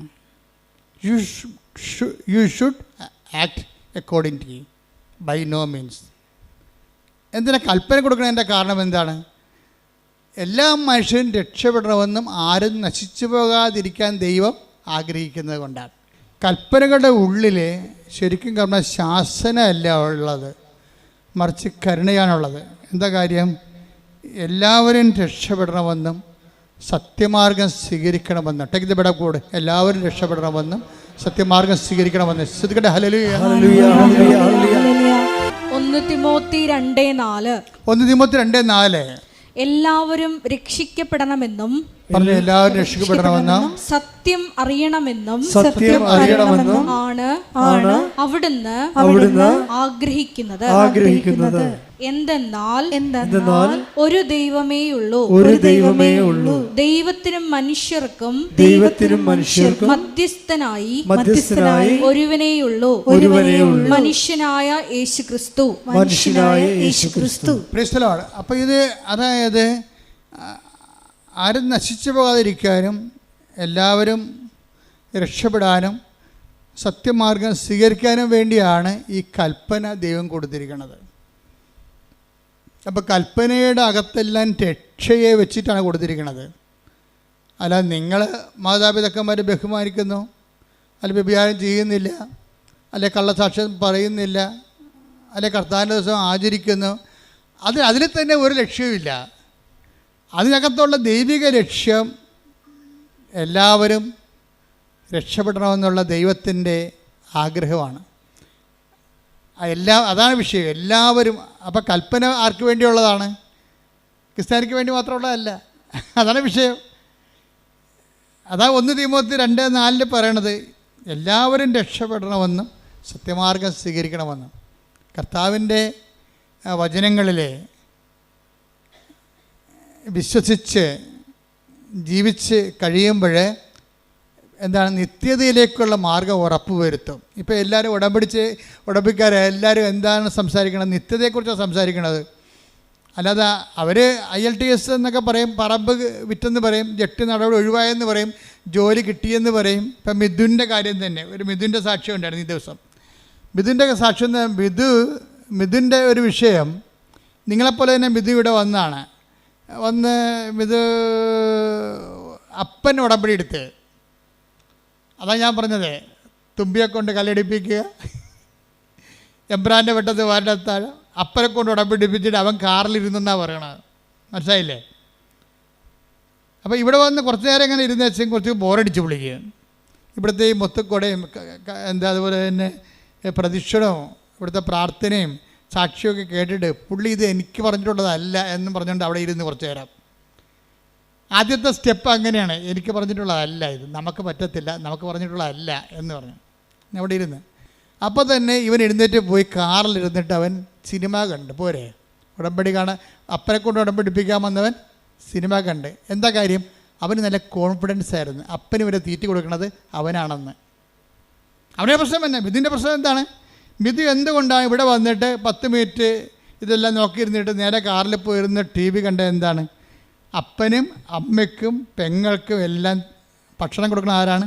തൻ്റെ ജോലി കൊണ്ടാണ്. അതാണ് പ്രശ്നം. താനാണ് അവിടെ ദൈവം. പിന്നെ മറ്റൊരു ദൈവം, ഈ മറ്റൊരു ദൈവത്തിൻ്റെ സാധ്യത കൽപ്പനയിലുള്ളതാണ്.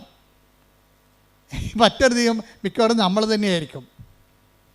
എപ്പോഴും മനുഷ്യന് ഒരു പ്രവണത ഉണ്ട്, മറ്റൊരു ദൈവത്തെ സൃഷ്ടിക്കാനുള്ള പ്രവണത.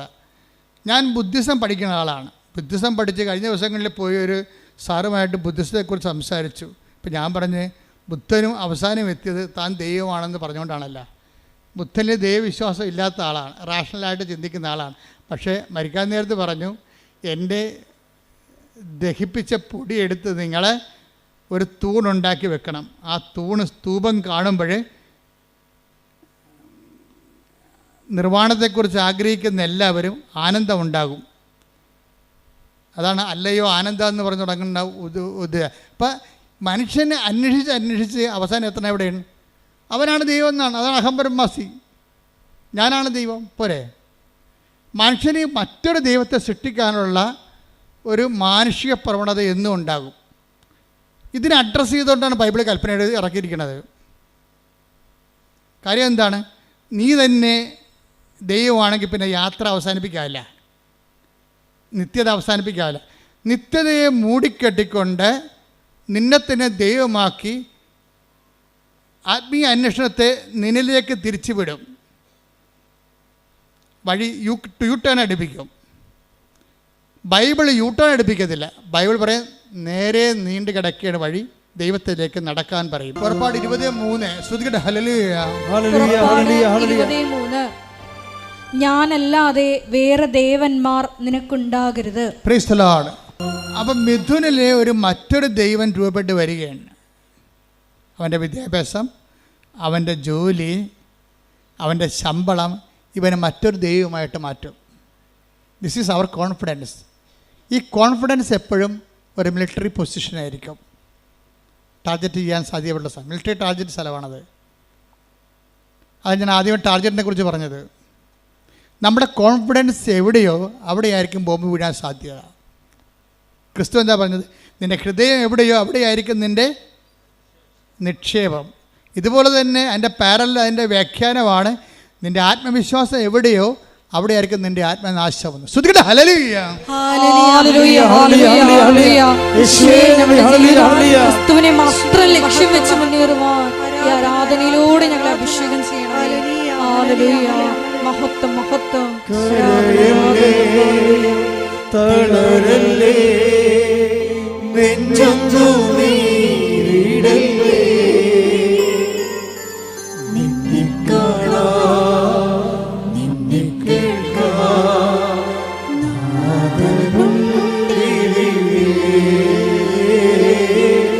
ആരാധന ചെയ്യാം.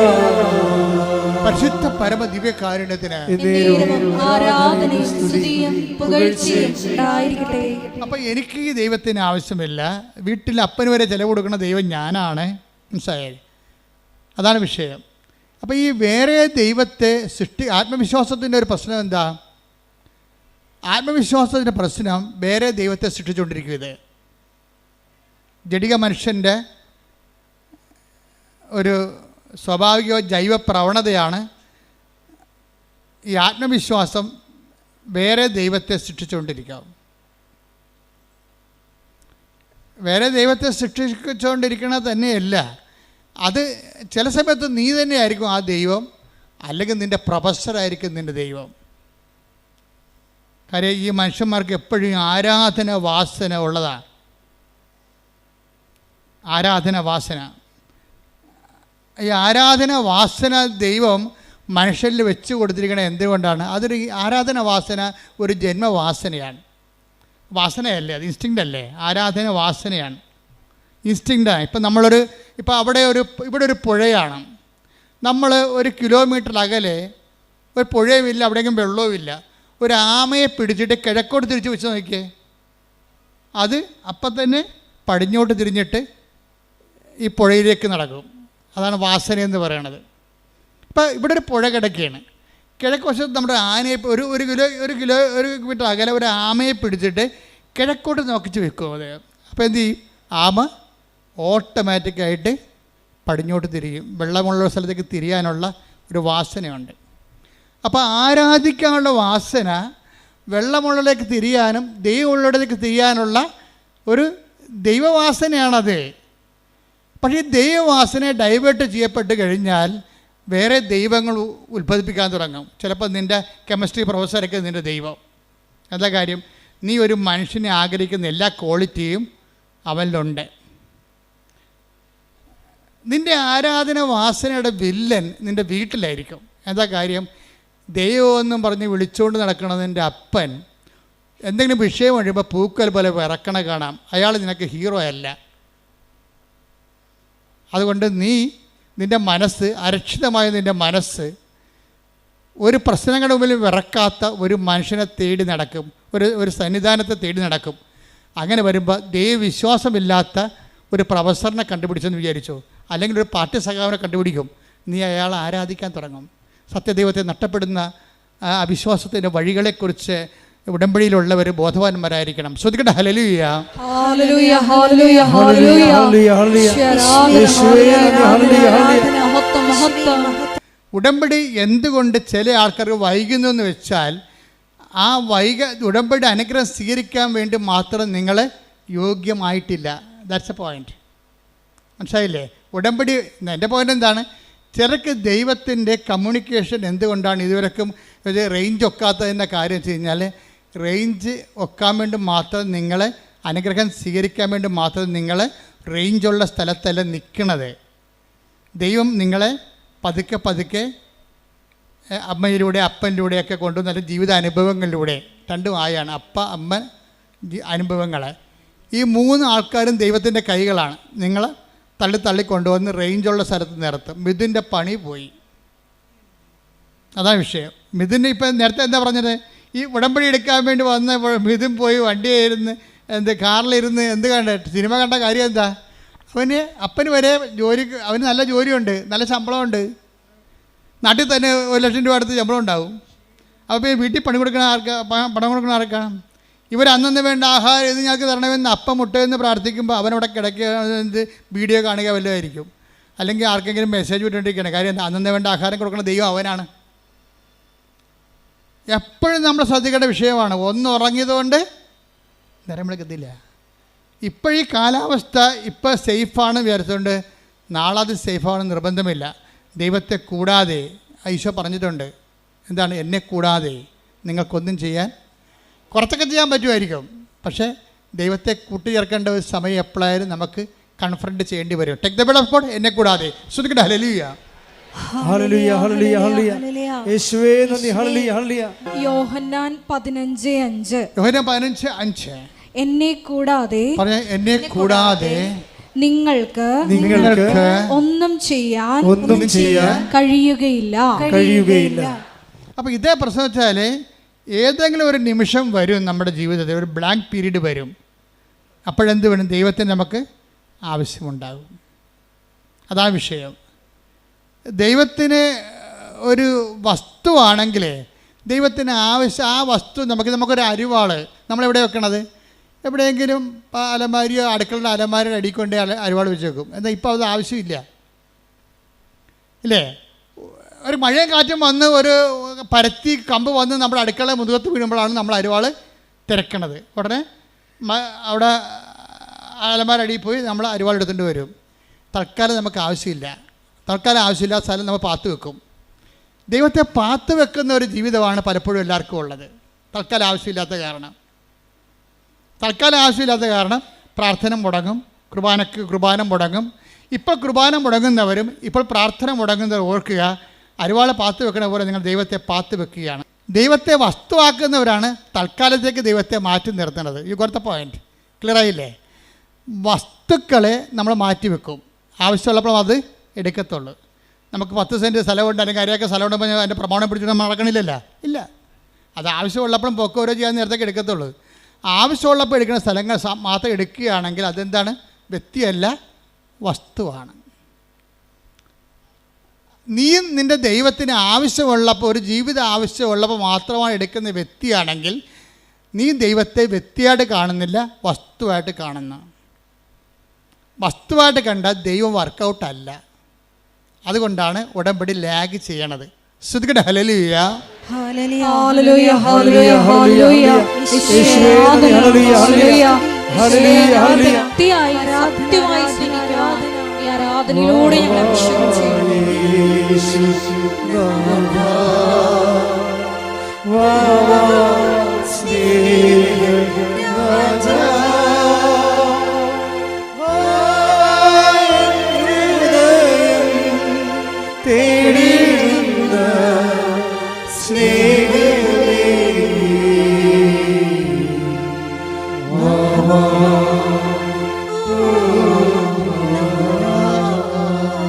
പരിശുദ്ധ പരമദിവ്യകാരുണ്യത്തിന് ആരാധനയും സ്തുതിയും പുകഴ്ചയും ഉണ്ടായിരിക്കട്ടെ. ഇപ്പൊ എന്നെ കൂടാതെ, ഇപ്പൊ 15:5 യോഹന്നാൻ പറഞ്ഞു, എന്നെ കൂടാതെ നിങ്ങൾക്ക് ഒന്നും ചെയ്യാൻ സാധ്യമല്ല എന്ന് പറഞ്ഞ അതിൻ്റെ അർത്ഥം, എൻ്റെ മകനെ, എൻ്റെ മകളെ, നിൻ്റെ കരത്തിൽ, നിൻ്റെ യാത്രയിൽ നിത്യമായി എന്നെയും കൂട്ടു. ഞാൻ നിൻ്റെ കൂടെ വരാൻ ആഗ്രഹിക്കുന്നു. I will come with you wherever you go. നീ എവിടെ പോയാലും ഞാൻ നിൻ്റെ കൂടെ വരുമെന്ന് പറഞ്ഞത് തന്നെയാണ്. എന്നെ കൂടാതെ നിങ്ങൾക്ക് ഒന്നും ചെയ്യാൻ സാധ്യമല്ലെന്ന് പറയുന്നുണ്ടെങ്കിൽ അതാണ് ഉടമ്പടിയിലുള്ള ദൈവത്തിൻ്റെ സ്നേഹം. കൈയടിക്കട്ടെ. ഇത്രയോളം ഞങ്ങളുടെ കൂടെ സഞ്ചരിക്കുന്ന അവിടുത്തെ സാന്നിധ്യത്തിന്, സാമീപ്യത്തിന് നന്ദി പറയുന്നു. Hallelujah, hallelujah.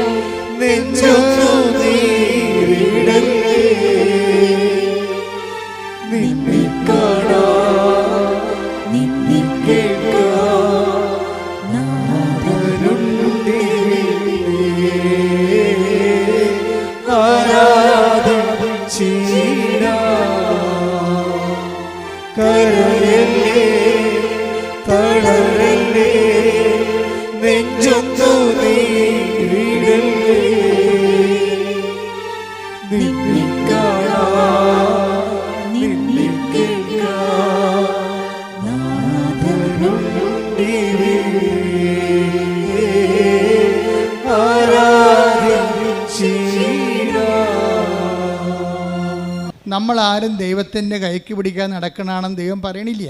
ഇപ്പം മിഥുനില്ലേ, മിഥുനെ സംബന്ധിച്ചിടത്തോളം മിഥുനിപ്പോൾ ഇവിടെ ഉടമ്പടി എടുത്തില്ല, അവൻ കാറിൽ പോയിരുന്നൊരു സിനിമ കണ്ടു എന്ന് പറഞ്ഞുകൊണ്ട് അയാളൊരു നോൺ പ്രാക്ടീസിങ് കാത്തലിക്കൊന്നും അല്ല. അയാൾ അത്യാവശ്യം കൊന്തയിലുള്ള ആളാണ്, വീട്ടിലൊക്കെ പ്രാർത്ഥന കൂടുന്ന ആളാണ്, അതിനെതിരിപ്പൊന്നുള്ള ആളല്ല. ദൈവത്തിൻ്റെ കരം പിടിച്ച് നടക്കാത്ത ആളൊന്നുമല്ല. പക്ഷേ എന്താ പ്രശ്നം വെച്ച് കഴിഞ്ഞാൽ, നിങ്ങൾ ദൈവത്തിൻ്റെ കരം പിടിച്ചിട്ടുണ്ടെന്ന് ദൈവത്തിന് തോന്നിയിട്ടില്ല. അതാണ് പ്രശ്നം. നമ്മൾ പ്രാർത്ഥിക്കുന്നു, പക്ഷേ പ്രാർത്ഥിക്കുന്നതായിട്ട് നമ്മൾക്കത് തോന്നണില്ല. മനസ്സിലായില്ലേ? നമ്മൾ പള്ളിയിൽ പോകുന്നതായിട്ടും കുർബാന കൂടുന്നതായിട്ടും നമ്മൾക്കത് തോന്നണില്ല. എന്താ കാര്യം? നിങ്ങളത് സ്പിരിച്വൽ ഫ്രിജിഡിറ്റിയിലാണ്. You are a spiritual frigidity.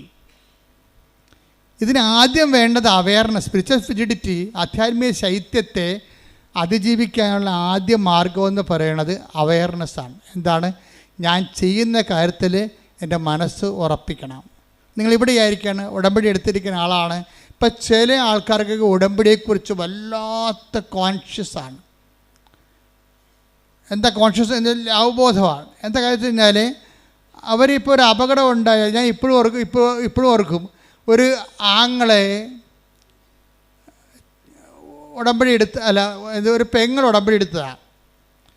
അപ്പോൾ ഉടമ്പടി എടുത്ത് അവളങ്ങനെ ഉടമ്പടി ജീവിക്കുകയാണ്. വേറെ എന്തോ കാര്യത്തിന് വേണ്ടി, അവൾക്ക് വേണ്ടി, ഭർത്താവിന് വേണ്ടിയൊക്കെയാണ് ഉടമ്പടി എടുത്തിരിക്കുന്നത്. പക്ഷെ അവൾക്ക് ഉടമ്പടിയാണെന്ന് അവൾക്ക് അവയർനെസ് ഉണ്ട്. പക്ഷേ കുറച്ച് കഴിഞ്ഞപ്പോൾ ഒരു ഭയങ്കര ഫോൺ കേട്ടവൾ ഫോൺ എടുത്ത് നോക്കിയപ്പോൾ കൂട്ടുകാരത്തി വിളിച്ചിരിക്കുകയാണ്, എടി നിൻ്റെ ആങ്ങളയെ വണ്ടി ഇടിച്ചെന്ന് പറഞ്ഞ്. ആ വണ്ടി കണ്ട ആങ്ങളെ ഉണ്ടെന്ന് അറിയാൻ പറ്റത്തില്ല, നീ പേടിക്കാൻ പറയുകയല്ല, നീ പ്രാർത്ഥിക്കാൻ പറയണമെന്ന് പറഞ്ഞ് അവർ ഫോൺ കട്ട് ചെയ്തു. ഫോൺ കട്ട് ചെയ്യണമെങ്കിൽ ഇവളൊരു കാര്യം പറയും, എൻ്റെ ആങ്ങളെക്ക് ഒരു ചുക്ക് സംഭവിക്കത്തില്ല, ഞാൻ ഉടമ്പടി എടുത്തതാണെന്ന്. ഇതാണ് കവനൻ്റ് കോൺഷ്യസ് എന്ന് പറയണത്. കവനൻ്റ് കോൺഷ്യസ് ഉടമ്പടി എടുക്കും. ഇപ്പം നിങ്ങളുടെ കയ്യിൽ ഞാൻ എപ്പോഴും തരികയില്ലേ, ഇപ്പം ചില ആൾക്കാർ എന്നെ കണ്ടു കഴിയുമ്പോൾ ആൾക്കാർ ചോദിക്കുക, അച്ഛാ ഇത് കണ്ട അച്ഛാ ഉടമ്പടി കാശുരൂല്ല, ഞാൻ കൊച്ചു കാശും കൊണ്ട് നടക്കണമെന്ന് പറയും. ഞാൻ പറഞ്ഞു കൊച്ചു ഉടമ്പടി കാശുരു എന്ത് ചെയ്യും? അപ്പം മിണ്ടത്തില്ല. അതെന്താ കാര്യം? അവർ മകൾക്ക് കൊടുത്തതാണേ, നമുക്കത് കൈമാറ്റം ചെയ്യാൻ പറ്റത്തില്ല. ഉടമ്പടി കാശുരം പോയാൽ നിങ്ങളുടെ മുമ്പിൽ ഉടമ്പടി കാശ് ഇനി വേണമെങ്കിൽ ഉടമ്പടി എടുക്കാനേ പറ്റത്തുള്ളൂ. അല്ല എന്തെങ്കിലും ഒരു വസ്തു തരികയല്ല. ഉടമ്പടി നിങ്ങളുടെ നെഞ്ചത്ത് കിടക്കുമ്പോൾ, ആ കാശ് നിങ്ങളുടെ നെഞ്ചത്ത് കിടക്കുമ്പോൾ നിങ്ങൾ ഉടമ്പടിയാണ്. അത് ഒരു ഓർമ്മയാണ്. നിങ്ങൾക്കറിയാവില്ല, ക്രിസ്ത്യാനിറ്റിയിലെല്ലാം വർക്കിംഗ് കണ്ടീഷനിലായിരിക്കുന്നത് ഓർമ്മ സ്റ്റേജിലാണ്. ഓർമ്മയെ ഉണർത്തുക എന്നുള്ളതാണ് വിശ്വാസിയുടെ നടപടിക്രമങ്ങളുടെ പ്രധാന ലക്ഷ്യം. ഓർമ്മയെ ഉണർത്തിക്കഴിഞ്ഞാൽ ഉടനെ അഭിഷേകവും ആത്മശക്തിയുമായിട്ട് ഇത് കൺവേർട്ട് ചെയ്യും. ക്രിസ്ത്യാനിറ്റി മൊത്തം ഒരു ഓർമ്മയിലാണ് നിൽക്കുന്നത്. അതിൻ്റെ ഫോം എന്താണ്? What is form? ഇതൊരു മെമ്മറി ഫോമിലുള്ളതാണ്. ഓർമ്മയെ ഉണർത്താൻ പറ്റിയ ഏറ്റവും ടോപ്പായിട്ടുള്ള ആക്ടിവേഷൻ ഫോർമുലയാണ് മാസ് എന്ന് പറയുന്നത്. ഓർമ്മ ഉണർത്തലാണ്. Do this in memory of me. ഇതെൻ്റെ ഓർമ്മ. എന്നെ സംബന്ധിച്ചിടത്തോളം ഭയങ്കര ഈ കുർബാന, ആൾക്കാരോട്ട് നടത്തുന്ന കുർബാന എന്ന് പറയുന്നത് ഒരു വല്ലാത്ത കുർബാനയാണ്. ഒരാഘോഷമാണ് ശരിക്കും. എന്തിനാഘോഷിക്കുന്നു? എൻ്റെ കർത്താവ് എനിക്ക് വേണ്ടി മരിച്ചതിനെ ഞാൻ ആഘോഷിക്കുകയാണ്. അതാണ് മരണം പ്രഖ്യാപനമാണ്. ജീസസ് ഡൈഡ് ഫോർ മീ എന്നാണ് ഞാൻ പറയുന്നത്. നമ്മളെല്ലാവരും പറയുന്നതാണ്, കർത്താവ് എനിക്ക് പകരക്കാരനായി മരിച്ചവനാണ്. ഞാൻ മരിക്കുന്നിടത്ത് എനിക്ക് പകരക്കാരനായി മരിച്ചു. അപ്പോൾ എനിക്കിനി മരണമില്ല. ഞാൻ നിത്യത വരെ കർത്താവിനെ കണ്ടെത്തും വരെ, കൂടെ ജീവിക്കും വരെ എനിക്കൊരു ജീവിതം ഞാൻ പങ്കിടുകയാണ്. അപ്പോൾ എൻ്റെ ത്വര എന്താണ്? എത്രയും വേഗം കർത്താവിൻ്റെ അടുത്തേക്ക് എത്തിച്ചേരാൻ. അതുകൊണ്ടാണ് ബൈബിൾ ചോദിക്കേണ്ടത്, മരണമേ നിന്റെ ദംശനം എവിടെ? ശ്രുതിക്കട്ടെ ഹല്ലേലൂയ. ശ്രുതിക്കട്ടെ ഹല്ലേലൂയ ഹല്ലേലൂയ ഹല്ലേലൂയ. യേശുവേ നന്ദി. ഹല്ലേലൂയ ഹല്ലേലൂയ ഹല്ലേലൂയ ഹല്ലേലൂയ ഹല്ലേലൂയ. 1 കൊരിന്തോസ് 15:55. 1 കൊരിന്തോസ് 15:55. മരണമേ നിന്റെ ദംശനം എവിടെ? മരണത്തെ ഒരു പാമ്പായിട്ടാണ് കാണുന്നത്. ഇപ്പം എന്ത് ചെയ്യും? അതിൻ്റെ വിഷപ്പല്ലി കർത്താവ് ഊരിക്കളഞ്ഞ്. Take the bed of God. പറഞ്ഞേ, മരണമേ നിന്റെ ദംശനം എവിടെ? അടുത്ത വചനം, മരണത്തിന്റെ ദംശനം പാപവും. മരണത്തിന്റെ ദംശനം പാപവും പാപത്തിന്റെ ശക്തി നിയമവുമാണ്. പാപത്തിന്റെ ശക്തി നിയമവുമാണ്. നമ്മുടെ കർത്താവായ യേശുക്രിസ്തു വഴി നമുക്ക് വിജയം നൽകുന്ന ദൈവത്തിന് നന്ദി. അപ്പം നമുക്ക് വിജയം നൽകുന്ന ആരാണ്? ദൈവം. ആര് വഴിയാണ്? കർത്താവ് വഴി. അപ്പം നമുക്ക് വിജയം നൽകുന്ന ദൈവമാണെങ്കിൽ, അത് കർത്താവ് വഴിയാണെങ്കിൽ, ആ വിജയം നൽകുന്ന കർത്താവ്, അത് വിജയം നൽകിയത് ഉടമ്പടി വഴിയാണ്. ശ്രുതിക്കട്ടെ ഹല്ലേലൂയ ഹല്ലേലൂയ ഹല്ലേലൂയ ഹല്ലേലൂയ. പ്രവൃത്തികളിൽ ഈശോയെ അഭിവൃദ്ധി പ്രാപിക്കുവാൻ ഈ ആരാധനയിലൂടെ ഞങ്ങൾ അഭിഷേകം ചെയ്യണം.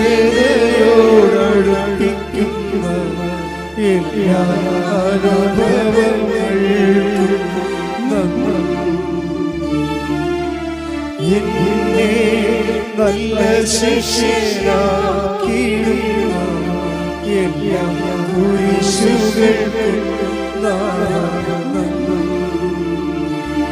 അപ്പം ക്രിസ്തു മാറ്റിയത് എന്താണ്? മരണത്തെക്കുറിച്ചുള്ള ഭയമാണ്. ഇനി മരണമില്ല. വചനം അവസാനിക്കുന്നതും വെളിപാട് അവസാനിക്കുന്നതും എന്താണ്? ഇനി മരണമില്ല. Take the bed of God. ശ്രുതിക്കട്ടെ ഹല്ലേലൂയ. വെളിപാട് 21:4. വെളിപാട് 21:4. അവിടുന്ന് പറഞ്ഞേ, അവിടുന്ന് അവരുടെ മിഴികളിൽ നിന്നും കണ്ണീർ തുടച്ചു നീക്കും. ഇനി മരണം ഉണ്ടായിരിക്കുകയില്ല. ഇനിമേൽ ദുഃഖമോ മുറവിളിയോ വേദനയോ ഉണ്ടാവുകയില്ല. പഴയതെല്ലാം കടന്നുപോയി. പഴയതെല്ലാം കടന്നു പോകുന്ന, ഇനി ദുഃഖം ഉണ്ടാകാതിരിക്കുന്ന ഒരു ടൈം. അപ്പോൾ നിങ്ങളോർക്ക് ഇത് എന്താണ്? ആൾക്കാർ മരിക്കുന്നുണ്ടല്ലാന്ന്. ആൾക്കാർ മരിക്കുന്നു എന്ന് പറയുമ്പോൾ നിങ്ങൾക്കറിയാമല്ലോ, ഈശോ എന്താ പറയണത്? നമ്മളെങ്ങനെ ഇവിടെ ജീവിക്കണത്? നമ്മളൊരു അവബോധത്തിൻ്റെ, അറിവിൻ്റെ അവബോധത്തിലാണ് ജീവിക്കണത്. അവബോധത്തിലാണ് അറിവ്, അറിവിലാണ് ആനന്ദം. അതുകൊണ്ടാണ് ഈശോ പറഞ്ഞത്, ഏകസത്യദൈവമായ നിന്നെയും നീ അയച്ച യേശുക്രിസ്തുവിനെയും അറിയുകയാണ് നിത്യജീവൻ. ഇപ്പം ക്രിസ്തു വന്നോടുകൂടിയാണ് നമ്മുടെ മരണത്തിൻ്റെ ഭയം മാറിയത്. എന്താ കാര്യം? അതെങ്ങനെ നമ്മൾ മനസ്സിലാക്കി? ഇപ്പം നിങ്ങളൊരു പണ്ട് നമ്മുടെ കോവിഡ് കാലത്ത് കുർബാന ചെല്ലിയതിന് അച്ഛനെയും കുർബാന കൂടിയ കപ്പേരനെയും ഈ ഗവൺമെൻറ് അറസ്റ്റ് ചെയ്തിട്ടുണ്ട്. ആ കേസ് ഇപ്പോഴും കിടപ്പുണ്ട് കോടതി. കുർബാന ചെല്ലിയതിന് അറസ്റ്റ് ചെയ്തിരിക്കേണ്ട കേരളമാണിത്. ലോകത്ത് അങ്ങനെ ചെയ്യണമെന്ന് അറിയത്തില്ല. അച്ഛനെയും കപ്പേരെയും കുർബാന ചെല്ലിയതിന് അറസ്റ്റ് ചെയ്തിരിക്കുകയാണ്. പോലീസ് അടഞ്ഞിരുന്ന പള്ളി തുറന്ന് അകത്ത് കയറി അറസ്റ്റ് ചെയ്തു. കേസായി. മാസ്ക് വെക്കാത്തതിന് പോലീസ് ഓടിച്ചിട്ട് ആൾക്കാരുടെ മുഖത്തിന് അടിച്ചിട്ടുണ്ട് ഒരു കാലത്ത്, ഇല്ലേ? ഉറപ്പല്ലേ? എത്ര പേര് അടി കൊണ്ടുണ്ട്, കേസുമായിട്ടുണ്ട്. അപ്പോൾ ആൾക്കാർക്ക് പേടിയായിരുന്നു ഭയങ്കര. എന്തിനെ പേടിയാണ്? കോവിഡ് പടരുമോ, ആൾക്കാർ മരിക്കുമോ, മരണത്തെക്കുറിച്ചുള്ള പേടിയാണ്. പിന്നെ എപ്പോഴാണ് ഈ പേടി മാറി മാസ്ക് ഊരി ആൾക്കാർ ദൂരെ കളഞ്ഞത്? ഇഞ്ചക്ഷൻ കണ്ടുപിടിച്ചപ്പോഴാണ്, അല്ലേ? ഇഞ്ചക്ഷൻ കണ്ടുപിടിച്ചപ്പോൾ തന്നെ ഭയങ്കര സന്തോഷത്തിലാണ്. പോളാ പുല്ലെന്ന് പറഞ്ഞ് മാസ്ക് വേണ്ട, ഒന്നും വേണ്ട. എന്താ കാര്യം? സന്തോഷമായി. അതന്നെ ക്രിസ്തു ചെയ്തത്. പാപത്തിനും മരണത്തിനും ഇഞ്ചക്ഷൻ കണ്ടുപിടിച്ചു. എന്താണ്? തൻ്റെ മരണത്താൽ പാപത്തിന് പരിഹാരമാക്കിയിട്ട് ദൈവത്തിരുസന്നിധിയിൽ പ്രസാദത്തിനുള്ള വഴി കാണിച്ചപ്പോഴാണ് മനുഷ്യന് സന്തോഷമുണ്ടായത്. അവിടുന്ന് അവിടെ കണ്ണിൽ നിന്ന് കണ്ണീരെല്ലാം തുടച്ചു നീട്ടി. ഇനി മരണമില്ല. ശ്രദ്ധിക്കട്ടെ. ഹല്ലേലൂയ, ഹല്ലേലൂയ, ഹല്ലേലൂയ, യേശുവേ നന്ദി, ഹല്ലേലൂയ, ഹല്ലേലൂയ. ഞങ്ങൾ ആരാധിക്കുന്നു മരണത്തെ ജയിച്ചവനെ, ഞങ്ങൾ ആരാധിക്കുന്നു. അതായത് എപ്പോഴും ക്രിസ്തുവിനെ നമ്മൾ സ്നേഹിക്കുമ്പോൾ അറിഞ്ഞ് സ്നേഹിക്കുന്നതാണ് നല്ലത്. അല്ല, പശുവിനെ നമ്മൾ എന്തിന് സ്നേഹിക്കുന്നു? പശുവിനെ എന്തിനു സ്നേഹിക്കുന്നു? പശു എനിക്ക് പാല് തരുന്നു, ക്രിസ്തു എനിക്ക് IELTS തരുന്നു. കണ്ട, പല ആൾക്കാരുടെ ഉള്ളിൽ അറിവിൽ ക്രിസ്തുവിന് പശുവിൻ്റെ റേറ്റിങ്ങേ ഉള്ളു. ഞാൻ പശുവിനെ സ്നേഹിക്കുന്നു. എന്താ കാര്യം? പശു എനിക്ക് പാല് തരുന്നു. പിന്നെന്താ? പശു എനിക്ക് ചാണകം തരുന്നു. ചാണകം എനിക്കിന് തക്കാളിക്കിടാം, അല്ലേ? അപ്പോൾ വളം തരുന്നു. അതുകൊണ്ട് ഞാൻ പശുവിനെ സ്നേഹിക്കുന്നു. ക്രിസ്തു എന്നെ ജപ്റ്റിനോട് മാറ്റുന്നു. ക്രിസ്തു എനിക്ക് ജോലി തരുന്നു. ഞാൻ ക്രിസ്തുവിനെ സ്നേഹിക്കുന്നു. ഞാൻ പശു എനിക്ക് ചാണകം തരുന്നു, പശു എനിക്ക് പാല് തരുന്നു, ഞാൻ പശുവിനെ സ്നേഹിക്കുന്നു. പല ആൾക്കാരും ക്രിസ്തുവിനെ സ്നേഹിക്കുന്നത് അവൻ്റെ അറിവിൻ്റെ നിലവാരവും ആരാധന നിലവാരവും മൃഗസമാനമാണ്. പശു സമാനം എന്ന് പറഞ്ഞ് കേട്ടിട്ടില്ല? അതുപോലെ ആധ്യാത്മികത അനുഭവങ്ങളും നരസമാനമായിരിക്കുന്ന ഒരു അനുഭവത്തിൻ്റെ പരിമിതിയിൽ നിന്ന് മാത്രം നിൽക്കുന്ന ആൾക്കാരുണ്ട്. ക്രിസ്തുവിൽ ഉദ്ദേശിക്കുന്നവരെന്താണ്? അവൻ നിത്യതയോളം വളരണം. പണ്ട് 1-ാം ക്ലാസ്സിലെ പാഠപുസ്തകമില്ലേ? എന്താണ്? അമ്മ എനിക്ക് കാച്ചിയ, വലിയ മോൾക്കറിയാം. നിങ്ങൾക്കൊന്നും അറിയാൻ പറ്റും, നിങ്ങൾ വേറെ പുസ്തകം പഠിച്ചിരിക്കണമെന്ന് പറഞ്ഞു. DPEPക്കാരല്ലേ? വലിയ മോൾക്കറിയാം, പഴയ പാഠപുസ്തകമുണ്ട്. എന്താണ്? അമ്മ എനിക്ക് കാച്ചിയ, അമ്മ നീ വന്നു കമ്മൽ തന്നു, അല്ലേ? അതന്നെ. അപ്പോൾ അമ്മ എനിക്ക് കാച്ചിയ പാല് തരുന്നു. എന്താ കാര്യം? ഞാൻ അച്ഛനോളം വലുതാകണം. അതാണ് അമ്മയ്ക്കിഷ്ടം. അതാണ് ഒന്നാം പാഠം. അധ്യാത്മികയുടെ 1-ാം പാഠവും ബൈബിളിൻ്റെ 1-ാം പാഠവും അത് തന്നെയാണ്. എന്താണ്? ക്രിസ്തു എനിക്ക് സ്വന്തം ശരീരവും രക്തവും തരുന്നു. എന്താ കാര്യം? ഞാൻ നിത്യതയോളവും വലുതാകണം. ശ്രദ്ധിക്കട്ടെ. ഹല്ലേലൂയ, ഹല്ലേലൂയ, ഹല്ലേലൂയ. യേശുവേ ഞങ്ങളെ സ്വന്തമാക്കിയ സ്നേഹത്തിന് നന്ദി പറയുന്നു. എന്ത് നീ ഉടമ്പടി എടുക്കുന്നു? ജോലി കിട്ടാൻ, വീട് കിട്ടാൻ, മക്കളുണ്ടാകാനെന്ന് പറഞ്ഞു കഴിഞ്ഞാൽ സ്വാഭാവികമായിട്ട് ഇതിന് ഭൂമി മാത്രമേ ഉള്ളൂ നിനക്ക്. അതിൻ്റെ അകത്ത് എൻഡിട്ട് ഇത് പറക്കത്തില്ല. പറക്കാത്ത ഉടമ്പടി എടുത്തിരിക്കണത്. എന്താ കാര്യം? താറാവ് അധികം പറക്കത്തില്ലല്ലോ, ഇല്ലേ? പക്ഷെ കഴുകനാണെങ്കിൽ പറക്കും. അപ്പോൾ നീ ഒരു ഈഗിൾ കവനൻ്റാണ് എടുത്തിരിക്കണം എന്നുണ്ടെങ്കിൽ ഇത് പറന്നങ്ങ് നിൽക്കും. എന്താ കാര്യം? എന്താ? നിത്യത. എന്താണ് ഇതിൻ്റെ ഉദ്ദേശം? എന്താണ്? നിത്യതയാണ്. നീ ഇവിടുത്തെ ജോലി, വീട്, വിവാഹം, IELTS, PR എന്നൊക്കെ പറഞ്ഞു കഴിഞ്ഞാൽ ഇവിടെ കൂടി നിരച്ച് നടക്കണ ജീവിനെ പോലെയുള്ള ഭൂമി നിസാനം പൊങ്ങി വരത്തില്ല. അതുകൊണ്ട് തന്നെ ഉടമ്പടിയിൽ എപ്പോഴും നിത്യത നിൻ്റെ ഒരു ജീവിത വിഷയമായിരിക്കണം. അതെന്താ കാര്യം വെച്ച് കഴിഞ്ഞാൽ ക്രിസ്തുവിൻ്റെ സ്വപ്നം അതാണ്. Be perfect as your heavenly father is perfect. Take the word of God. ശ്രദ്ധിക്കട്ടെ. ഹല്ലേലൂയ, ഹല്ലേലൂയ, ഹല്ലേലൂയ, ഹല്ലേലൂയ, ഹല്ലേലൂയ. യേശുവേ നന്ദി, യേശുവേ സ്തുതി. ഹല്ലേലൂയ. മത്തായി 5:48. മത്തായി 5:48 നിങ്ങളുടെ സ്വർഗസ്ഥനായ പിതാവ്. അതാ നിത്യതയോളം വളരാൻ ഉദ്ദേശിക്കണില്ല. നോക്കിയേ, നിങ്ങൾ പറഞ്ഞു നിങ്ങളുടെ സ്വർഗസ്ഥനായ പിതാവ് പരിപൂർണനായിരിക്കുന്നത് പോലെ നിങ്ങളും പരിപൂർണരായിരിക്കുവിൻ. ഈ മനുഷ്യ യാഥാർത്ഥ്യത്തിൻ്റെ ഒരു ആന്തരിക ചോദന എന്താ? ഒന്നും പരിപൂർണമല്ല എന്നുള്ളതാണ്. ഈ കലയെല്ലാം രൂപപ്പെട്ട് വന്നിരിക്കുന്നത് എന്താണ്? ഒരു അതൃപ്തിയിൽ നിന്ന് വന്നിരിക്കുന്നതാണ് എല്ലാം. ശാസ്ത്രം ഇവിടെ നിന്ന് വന്നതാണ്, അതൃപ്തിയിൽ നിന്ന് വന്നതാണ്. ഇതല്ല ഇതിനേക്കാൾ മെച്ചമായിട്ടുള്ളത്. അപ്പോൾ ഇതിനേക്കാൾ മെച്ചമായിട്ടുള്ളത് ഉണ്ട് എന്നുള്ളത് ആന്തരികമായ ഒരു മനുഷ്യൻ്റെ ഒരു ത്രൈവാണ്. ഇതിനേക്കാൾ മെച്ചമായിട്ടുള്ളത് എന്താണെന്ന് വെച്ച് കഴിഞ്ഞാൽ ആ മെച്ചമായിട്ടുള്ള സംഭവങ്ങൾ ഉണ്ടാക്കുന്ന അനുസരിച്ച് കൊണ്ട് ആ മെച്ചം വീണ്ടും നമ്മളെ വീണ്ടും അടിമയാക്കും. എന്താ കാര്യം? ഇപ്പം നിങ്ങൾ AC ഇല്ലാത്ത വീടാണ്. പണ്ട് ഞാനൊക്കെ ഓർക്കുന്നുണ്ട്, ഞങ്ങൾ വീട്ടിലൊക്കെ താമസിക്കുമ്പോൾ ഒരു പായ എടുത്തിട്ട് ഒരു പള്ളിയിൽ നിന്ന് മേടിച്ച പെരുന്നാളിന് മേടിച്ചൊരു ബെസറിയുണ്ട് അല്ലേ? അപ്പോൾ നല്ല ചൂടായിരിക്കും നാട്ടിൻപുറത്തൊക്കെ ഈ ജനുവരി മാസം മാർച്ച് മാസത്തിലൊക്കെ. അപ്പോൾ എന്ത് ചെയ്യും? നമ്മളിങ്ങനെ ഈ ബെസറി കൊണ്ട് വീശി രാത്രി കൊണ്ട് നല്ല വേർപ്പായിരിക്കുമേ. അപ്പം വീശി എന്ത് ചെയ്യും? വീശി വേർത്ത് ഉറങ്ങിപ്പോവും. അത്രേ ഉള്ളൂ. കറണ്ടില്ലാത്ത സമയത്ത് പിന്നെ അവിടെ കിടക്കാൻ പറ്റത്തില്ല. ബെസറിക്ക് നമ്മളെ രക്ഷിക്കാൻ പറ്റണില്ല. ഫാൻ കണ്ടുപിടിച്ചപ്പോൾ അതിന്മേ മുഴുവൻ പുകയുടെയും കരിയും ചിലന്തി വരെയൊക്കെ ആയപ്പോൾ മനുഷ്യൻ AC വെച്ചു.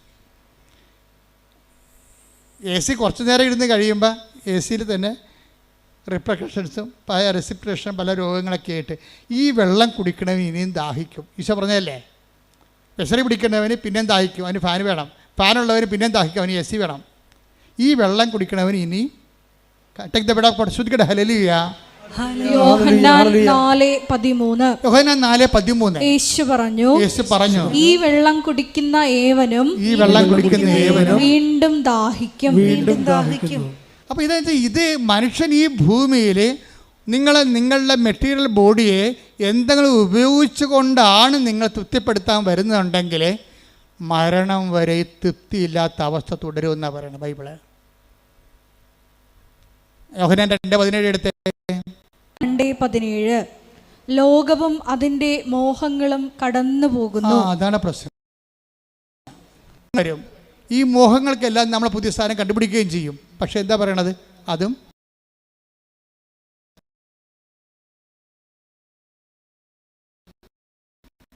കാര്യമായപ്പെടുത്താൻ പറ്റത്തില്ല. ഇതിൻ്റെ സ്റ്റാറ്റസ് ഇങ്ങനെ അപ്ഗ്രേഡ് ചെയ്ത് പോകാനാണെങ്കിൽ ഞൊട്ടേണ്ടി വരും നടത്താം. ഒരാൾക്കാർ അവിടെ അഭിമാനം, അവിടെ സ്റ്റാറ്റസ് കീപ്പ് ചെയ്യണം. എങ്ങനെയാണ്? ബ്രാൻഡ് ചേഞ്ച് ചെയ്തുകൊണ്ടാണ്. കാറിൻ്റെ ബ്രാൻഡ് ചേഞ്ച് ചെയ്യുന്നു. അവരുപയോഗിക്കുന്ന ഓരോ വസ്തുക്കളെയും സ്റ്റാൻഡേർഡ് കമ്പനിയുടെ ബ്രാൻഡിനൊപ്പമാക്കി എടുത്തിട്ട് ഈ ജഡിക മനുഷ്യൻ ഇങ്ങനെ വളർന്നുകൊണ്ടിരിക്കും. ഈ ജഡിക മനുഷ്യനെ യേശു ക്രിസ്തുവിനെ സ്വീകരിക്കാൻ സാധ്യമല്ല.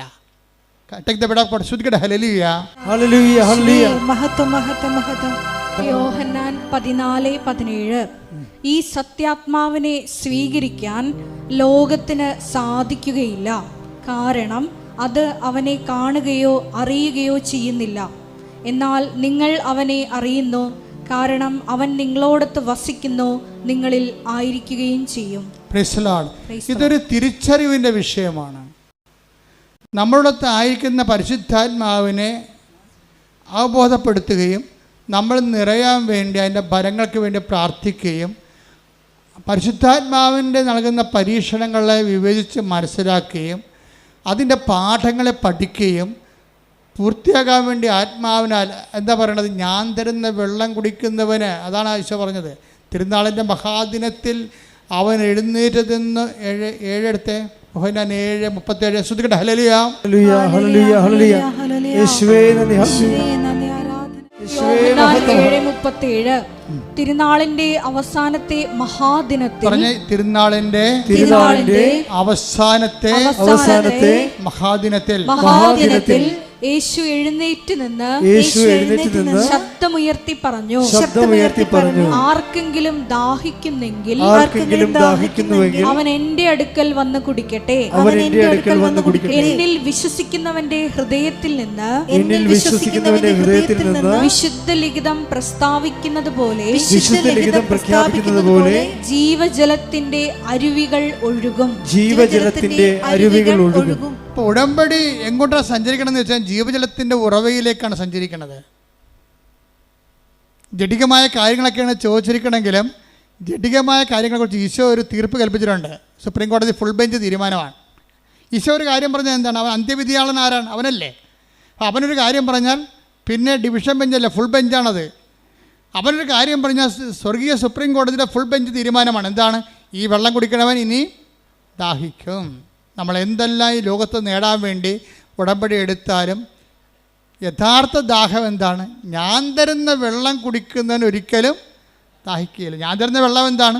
തിരുനാളിൻ്റെ ഒന്ന് പറഞ്ഞേ, തിരുനാളിൻ്റെ ഒന്നാം ഘട്ടം തന്നെ. ഒരു വലിയ വിഷയം പറയുമ്പോൾ ഈശോ പഠന പാട് കണ്ടില്ലേ? തിരുനാളിൻ്റെ രണ്ടാമത്തത് എന്താ? മഹാദിനത്തിൽ അവൻ എഴുന്നേറ്റ് നിന്ന് ഉച്ചത്തിൽ പറഞ്ഞു. ഇത്രയും എംഫാറ്റിക് ആയിട്ടൊരു ഒറ്റ വാക്ക് ഈശോ പറഞ്ഞിട്ടില്ല. ഒരു വാക്ക് പറയാൻ വേണ്ടി തിരുനാളിൻ്റെ 11 ദിവസങ്ങളിൽ 11ാമത്തെ ദിവസം തിരഞ്ഞെടുക്കുകയാണ് ക്ലൈമാക്സ്. തിരുനാളിൻ്റെ മഹാദിനത്തിൽ എഴുന്നേറ്റ് നിന്ന് അവൻ എന്ത് ചെയ്ത്? അവൻ ഉച്ചത്തിൽ പറഞ്ഞു. താത്തി പറയാൻ സാധാരണ സ്ഥലത്തല്ല, ഉച്ചത്തിൽ പറഞ്ഞു. എന്താ പറഞ്ഞത്? നീ ദൈവത്തിലെത്തുന്നത് വരെ ഏത് മതത്തിലും ജാതിയിലും ജീവിച്ചാലും നീ ഒടുവിൽ എത്തിച്ചേരേണ്ട ഒരു സ്ഥലമുണ്ട്. എന്താണ് പറഞ്ഞ? ആർക്കെങ്കിലും ദാഹിക്കുന്നെങ്കിൽ അവൻ എൻ്റെ അടുത്ത് വരട്ടെ. എന്നിൽ വിശ്വസിക്കുന്നവരുടെ ഹൃദയത്തിൽ നിന്ന് ജീവജലത്തിന്റെ അരുവികൾ ഒഴുകും. ഈ ജീവജലത്തിന്റെ അരുവികൾ തന്നിൽ വിശ്വസിക്കാതിരുന്ന പരിശുദ്ധാത്മാവിനെ കുറിച്ച് അവൻ പറഞ്ഞത്. Take the word of God. ശ്രദ്ധിക്കട്ടെ.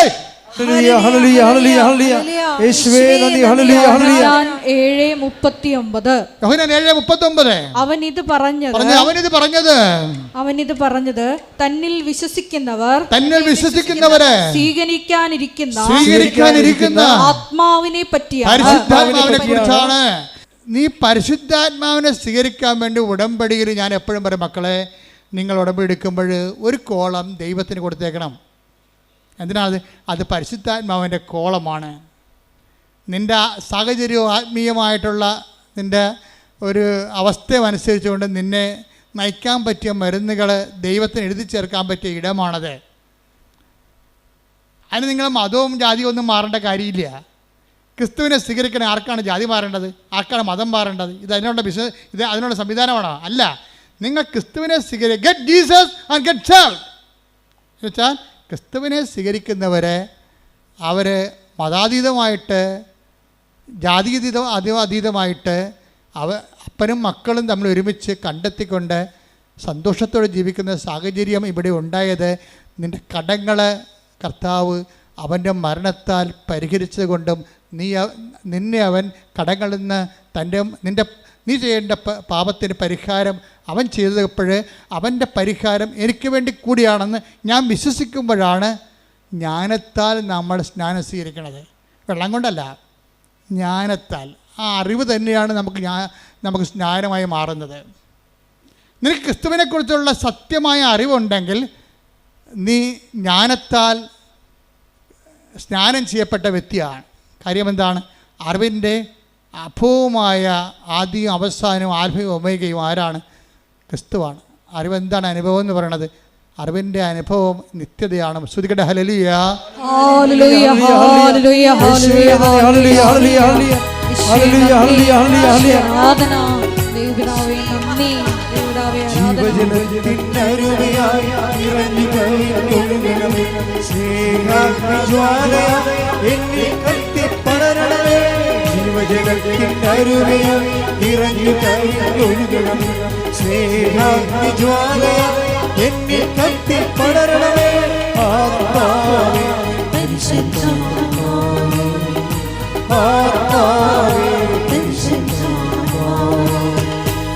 ഹൃദയത്തിൽ വാഴും ആത്മാവേ, എൻ ഹൃദയത്തിൽ വാഴും ആത്മാവേ നിറയണമേ എന്നിൽ നിറയണമേ നിറയണമേ എന്നിൽ നിറയണമേ.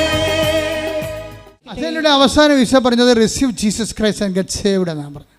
ക്രിസ്തുവിനെ നിങ്ങൾ അറിവിൽ സ്വീകരിക്കുക, നിങ്ങൾ നിത്യത അവകാശമാക്കുക. അപ്പോൾ ക്രിസ്തുവിനെ സ്വീകരിക്കാൻ വേണ്ടി നമ്മുടെ ഓരോ പ്രശ്നവും അത് തന്നെയാണ്. നിങ്ങൾ ഉടമ്പടിയിരിക്കുന്ന നിയമമില്ല, വീടില്ല, ജോലിയില്ല, രോഗമാണെന്നൊക്കെ പറയുന്ന വിഷയം എന്താണ്? അതെല്ലാം നിന്നോട് പറയുന്ന ഒരു ദൈവഭാഷയാണത്, ഒരു ദൈവഭാഷയാണ്. നിൻ്റെ വേദനകൾ ഒരു ദൈവഭാഷയാണ്. എന്താണ്?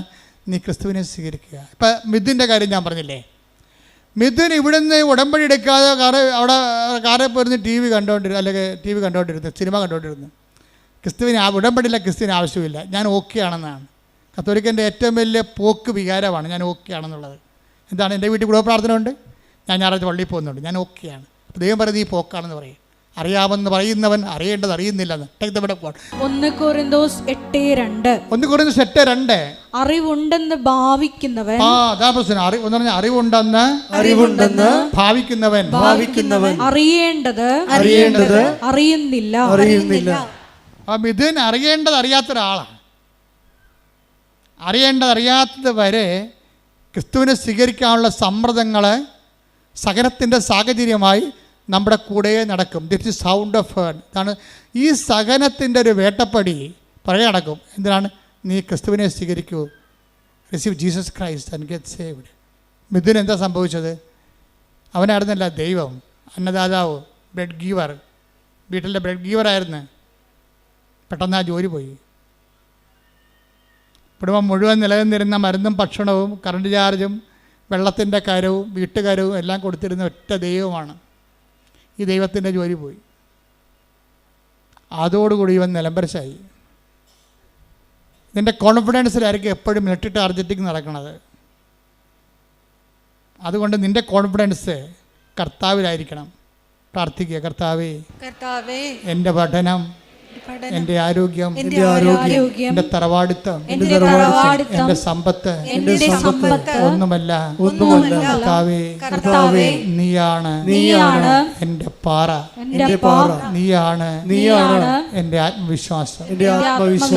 കോൺഫിഡൻസ് കർത്താവിലാകുമ്പോൾ അത് പാറയുടെ ബലം ചെയ്യും. കർത്താവാണ്, എനിക്ക് കർത്താവുണ്ടല്ലോ. എല്ലാവർക്കും പ്രശ്നങ്ങൾ വരുമ്പോൾ എന്താണ് അവർ പറയണത്? അപ്പന് പെട്ടെന്ന് തലപ്പോശൽ വന്നു, അപ്പൻ ICU ആയെന്ന് ഫോൺ വരുമ്പോൾ മകളെന്താ പറയണത്? ഞാൻ പാറപ്പുറത്താണ്. എന്താ കാര്യം? നമ്മളമ്മച്ചി ഇവിടെ അവിടെ എടുത്തിട്ടുണ്ടല്ലോ അമ്മച്ചി, അതാണ് പാറയെന്ന് പറയണത്. ഇന്നെല്ലാവരും അങ്ങനെ പറയാൻ തുടങ്ങി. കേരളത്തിൻ്റെ ആധ്യാത്മിക അജണ്ട അമ്മമാരെ പ്രത്യക്ഷപ്പെട്ടതിൻ്റെ ഭാഗമായിട്ട് ദൈവം ഇവിടെ നിശ്ചയിച്ചിരിക്കണം ഉടമ്പടിയിലൂടെ. ശ്രുതിക്കട്ടെ, ഹല്ലേലൂയ ഹല്ലേലൂയ ഹല്ലേലൂയ. ക്ലേശകാലത്തെ കൂടാതെ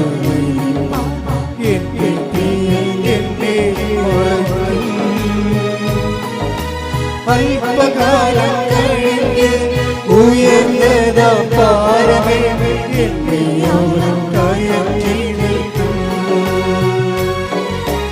അല്പകാലം കഴിഞ്ഞ് ഉയർന്നതാ പാറമേ.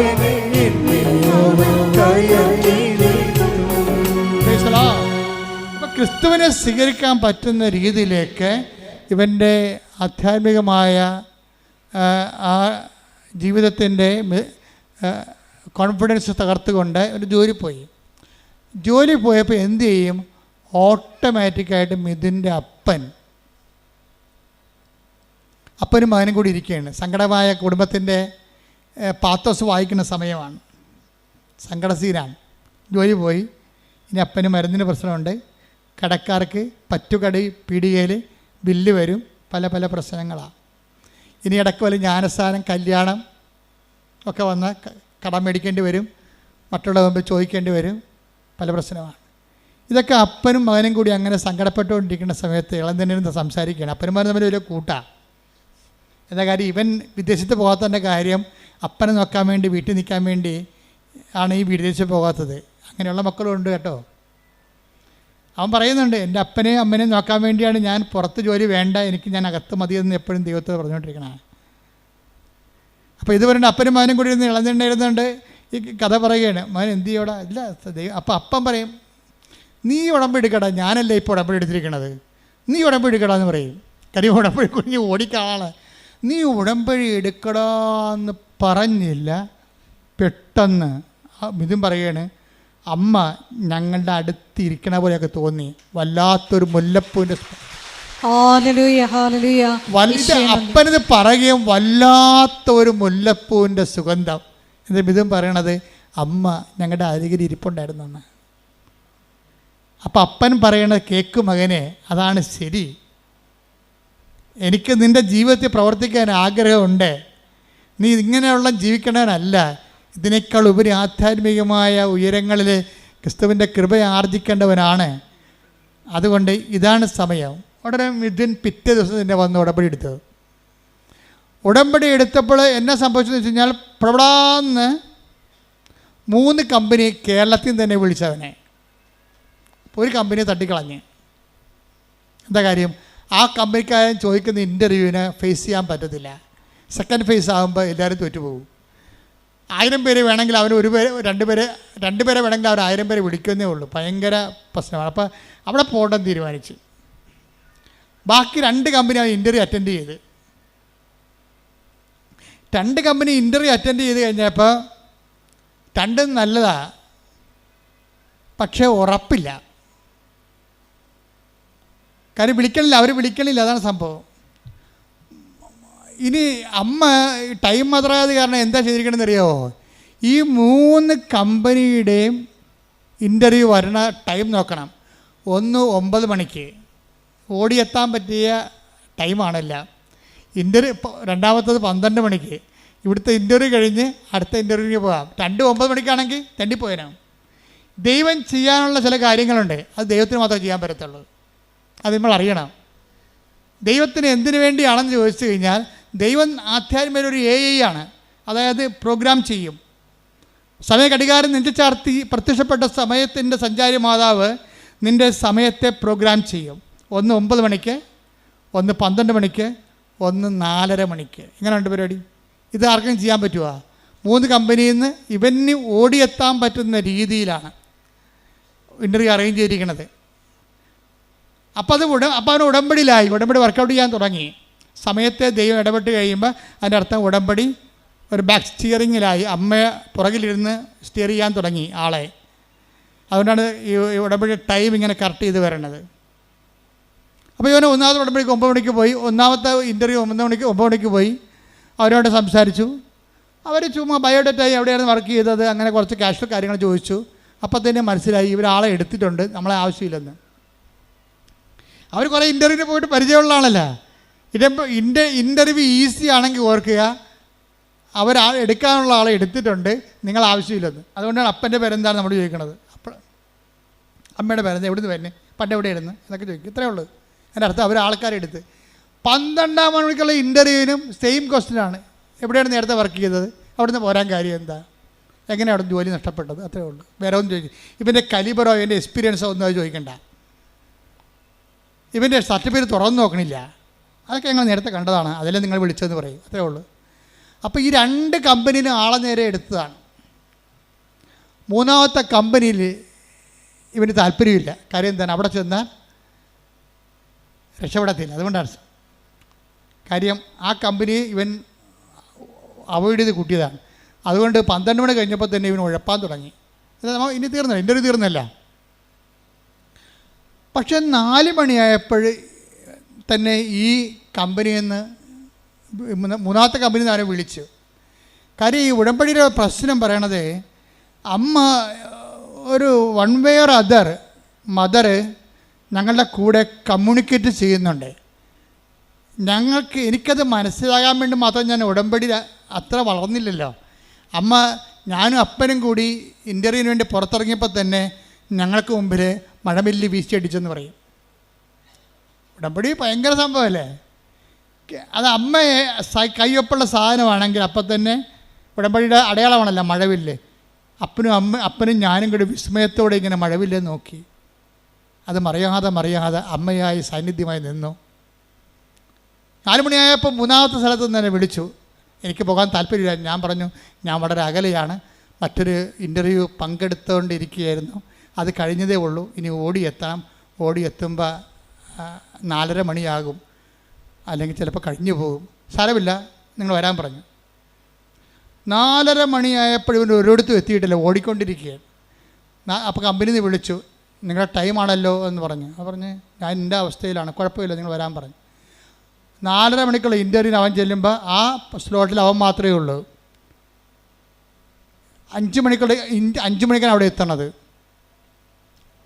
5 മണിക്ക് ഇവനോട് ഇൻ്റർവ്യൂ ചോദിച്ചു. വ്യാപകമായ രീതിയിൽ ഭയങ്കര അനലൈസ് ചോദ്യങ്ങൾ ചോദിച്ചു. കുറേ നേരം നിന്ന് വിടുമ്പോഴേ പിറ്റേ ദിവസം ഇവന് അപ്പോയിൻമെൻറ്റ് ഓർഡറായി. അതെന്താ പ്രശ്നം? അത് നിങ്ങളൊന്ന് ചിന്തിച്ച് നോക്കണം. അതായത് ഈ ഉടമ്പടി ഇവൻ ഈ കമ്പനി ജോലി ഇവൻ ഉപേക്ഷിച്ചതാണ്.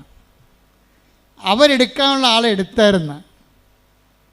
ആ കമ്പനി, മൂന്നാമത്തെ കമ്പനി എടുക്കാനുള്ള ആളെ ഓൾറെഡി എടുത്തതാണ്. ഇവൻ എടുക്കേണ്ട കാര്യമില്ല. മാതാവ് അവൻ്റെ ആ മുറി കയറിയിട്ട് ഇവന് വേണ്ടി ഇവരെ വെയിറ്റ് ചെയ്തുകൊണ്ടിരിക്കുകയാണ്. ഇവന് ജോലി കിട്ടിക്കഴിഞ്ഞപ്പോൾ ഇവൻ അവിടുത്തെ ക്ലർക്കിനോട് ചോദിച്ചു, എൻ്റെ സ്ലോട്ടിൽ എത്ര പേരുണ്ടായെന്ന് ചോദിച്ചു. ക്ലർക്ക് പറഞ്ഞു, നിങ്ങളുടെ സ്ലോട്ടിൽ നിങ്ങൾ മാത്രമേ ഉള്ളൂ, നിങ്ങൾക്ക് വേണ്ടിയാണ് കമ്പനി 1 മണിക്കൂർ വെയിറ്റ് ചെയ്തതെന്ന്. കമ്പനി വെയിറ്റ് ചെയ്തതല്ല, കമ്പനിയെ വെയിറ്റ് ചെയ്യിച്ചതാണ്.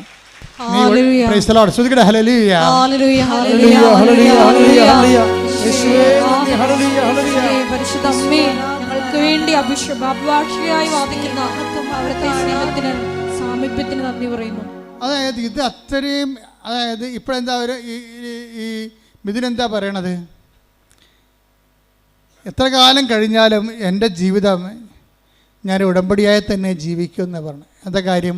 ഉടമ്പടിയിൽ മറ്റ് പ്രാർത്ഥനാ രീതികളെ പോലെയല്ല. ദൈവത്തിൻ്റെ സാന്നിധ്യം സ്വപ്നമായിട്ടും. ഒരു പ്രാവശ്യം ഇവർ ജോലി പോയില്ലേ, ജോലി പോയിട്ട് ഉടമ്പടി എടുക്കാത്തൊരു കാലം ഉണ്ടായിരുന്നില്ല. അപ്പോഴും ഇവനൊരു വെളുപ്പിന് 4 മണിക്കൂർ സ്വപ്നം കണ്ട് കൃപാസന മാതാവ് കരയണേ. അപ്പോൾ ഉടനെ മിഥുൻ അമ്മയുടെ ഉടുപ്പെ തൊടാൻ നേരത്ത് മാതാവ് ഇവരെ തള്ളി മാറ്റും, നീ എന്നെ തുടരുമെന്ന് പറയും. അപ്പോൾ അന്ന് മുതൽ എന്ന് വെച്ചാൽ നമ്മൾ ഉടമ്പടിയുടെ ഫലങ്ങൾ മനസ്സിലാക്കുന്ന വെച്ചാൽ നമുക്ക് ദൈവത്തെ തൊടാൻ പറ്റിയ ആത്മീയ സാഹചര്യമുണ്ട്, തൊടാൻ പറ്റാത്ത സാഹചര്യമുണ്ട്. അതുകൊണ്ടാണ് ഞാൻ നിങ്ങളോട് പറയണത്, നിങ്ങൾ ഉടമ്പടിയോട് പാലിക്കുന്നവരും ദൈവത്തിന് നിങ്ങളെ തൊടാൻ പറ്റിയ, ദൈവം അതിനെ അനുവദിക്കാൻ പറ്റുന്ന രീതിയിൽ നിങ്ങൾ വിശുദ്ധിയും വിശ്വസ്തതയും ഉള്ളവരായിരിക്കണം. പ്രാർത്ഥിക്കട്ടെ. കർത്താവേ, ഉടമ്പടിയോട് വിശുദ്ധിയും വിശ്വസ്തതയോടെയും ജീവിക്കുവാൻ എന്നെ സഹായിക്കണമേ. അപ്പൊ ഇങ്ങനെയല്ല. ഇപ്പൊ ഇത് മിഥുൻ്റെ കാര്യം, രാധമ്മ, അതായത് എന്താണ് എൻ്റെ ജീവിതമെന്ന് ഇവർ തന്നെത്താൻ പറയാണ്. അമ്മച്ചി തന്നെത്താൻ പറയാണ്, എൻ്റെ ജീവിതം ഇനി അടുത്ത ജന്മത്തിൽ ഒരു ക്രിസ്ത്യൻ കുടുംബത്തിൽ ജനിക്കണമെന്നാണ് എൻ്റെ ആഗ്രഹമെന്ന്. എന്നിട്ട് ക്രിസ്ത്യാനിയായിട്ട് ജീവിക്കണം എന്ന് വെച്ചാൽ അവരങ്ങനെ പറയാൻ കാരണം വെച്ച് കഴിഞ്ഞാൽ അതിൻ്റെ പ്രധാനപ്പെട്ട കാരണം ഇവർ ചെയ്യുന്ന എല്ലാ കാര്യങ്ങളും. ഇപ്പോൾ ആദ്യം തന്നെ ഇവർ സങ്കടപ്പെട്ട് ഇവിടെ തന്നെ എന്താ, മകൻ മദ്യപാനിയാണ്, ഭാര്യയെ തല്ലുന്നു, കുടുംബത്തിൽ സമാധാനം ഇല്ല എന്ന് പറയുമ്പോൾ ഉടമ്പടി എടുക്കുമ്പോൾ തന്നെ ആ ആഴ്ച തന്നെ അവൻ്റെ മദ്യപാനം മാറി, അവൻ വിദേശത്ത് ജോലിക്ക് പോയി, അവന് പണമായി. രാധമ്മ വന്നതെന്ന് വെച്ച് കഴിഞ്ഞാൽ ഇത് അവസാനത്തെ സ്ഥലമാണ്, ഇതുകൊണ്ട് എൻ്റെ ജീവിതത്തിൽ തീർപ്പുണ്ടാകുമെന്ന് ആഴമായ ബോധ്യത്തിലാണ് വർക്ക് ചെയ്യണത്. പിറ്റേ ദിവസം തന്നെ ആ ഫയൽ എടുക്കുകയാണ്, ഒപ്പിട്ട് മാറുകയാണ് കാര്യങ്ങളെല്ലാം. നിങ്ങൾക്കറിയാം, അമ്മയ്ക്ക് അധികം സമയമൊന്നും വേണ്ടല്ലോ. പിന്നെ രാധമ്മക്ക് ഒരു കാര്യം വെച്ചായി, ഇതെന്നെ സ്ഥലം ആരോടും പറയാതെ എല്ലാ ചൊവ്വാഴ്ച ഇവിടെ വരും, പട്ടിണി ഇരുന്ന് പ്രാർത്ഥിച്ചിട്ട് പോകും. അവിടെ വന്നിരുന്ന് മാതാവിൻ്റെ മുഖത്ത് നോക്കി പട്ടിണി ഇരുന്ന് പ്രാർത്ഥിച്ചിട്ട് പോകും. 9ാമത്തെ ചൊവ്വാഴ്ച പോയപ്പോൾ, 9ാമത്തെ ആരും പറയില്ല, ഞങ്ങളും പറഞ്ഞിട്ടില്ല ഇവിടെ വരാനോന്ന്. അപ്പോഴേ ഇവർ ഒറ്റക്കെടുക്കുന്ന തീരുമാനമാണ്. ചിലർ ദൈവം ഒറ്റക്ക് നയിക്കും. അവർ ഓക്കെ ആണെങ്കിലേ അടുത്ത പടി, അടുത്ത സ്റ്റെപ്പിലേക്ക്, അടുത്ത ക്ലാസ്സിലേക്ക് ദൈവം തന്നെ അവരെ കൂട്ടിക്കൊണ്ട് പോകും. അപ്പോൾ അവരോട് പറഞ്ഞ്, നീ ഒറ്റക്ക് ഇവിടെ വന്നിരിക്ക്, ഉപവസിച്ചുകൊണ്ടിരിക്ക്. അങ്ങനെ 9 ചൊവ്വാഴ്ച ഇരുന്ന് 9ാമത്തെ ചൊവ്വാഴ്ച ഇവർക്ക് തൊണ്ട പഴുത്ത് തൈറോയിഡാണ് അസുഖം. അത് ഉടമ്പടി വെച്ചോ ഇല്ലയെന്ന് അറിയാൻ പാടില്ല. പക്ഷേ 9ാമത്തെ ചൊവ്വാഴ്ച ഇവിടെ ഇരിക്കുമ്പോൾ തന്നെ പെടകി കഴുത്തിങ്ങനെ വന്ന് അങ്ങോട്ടും ഇങ്ങോട്ടും ചരിക്കണ പോലെ തോന്നും, എന്തോ സാധനം അടന്ന് പോണ പോലെ തോന്നും. പിന്നെ ടെസ്റ്റ് ചെയ്തപ്പോൾ ഇത്രയും വർഷം നിന്ന തൈറോയ്ഡ് കാണാനില്ല.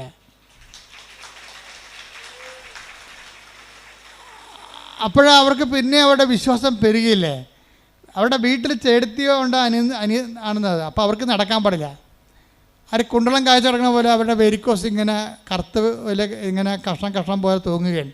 ഭയങ്കര വേദന. അപ്പോൾ ഇവരെന്നാ ചെയ്യണത്? ഇവർക്ക് തന്നെ പ്രേക്ഷിത ശക്തി കിട്ടി. ഈ നിങ്ങളുടെ പേഴ്സണൽ എംപവറിങ്ങിന് വേണ്ടിയാണ് നിങ്ങളുടെ കൂടെ ഈ പത്രം പ്രേക്ഷിത പ്രവർത്തനമായിട്ട് കൊടുക്കുന്നത്.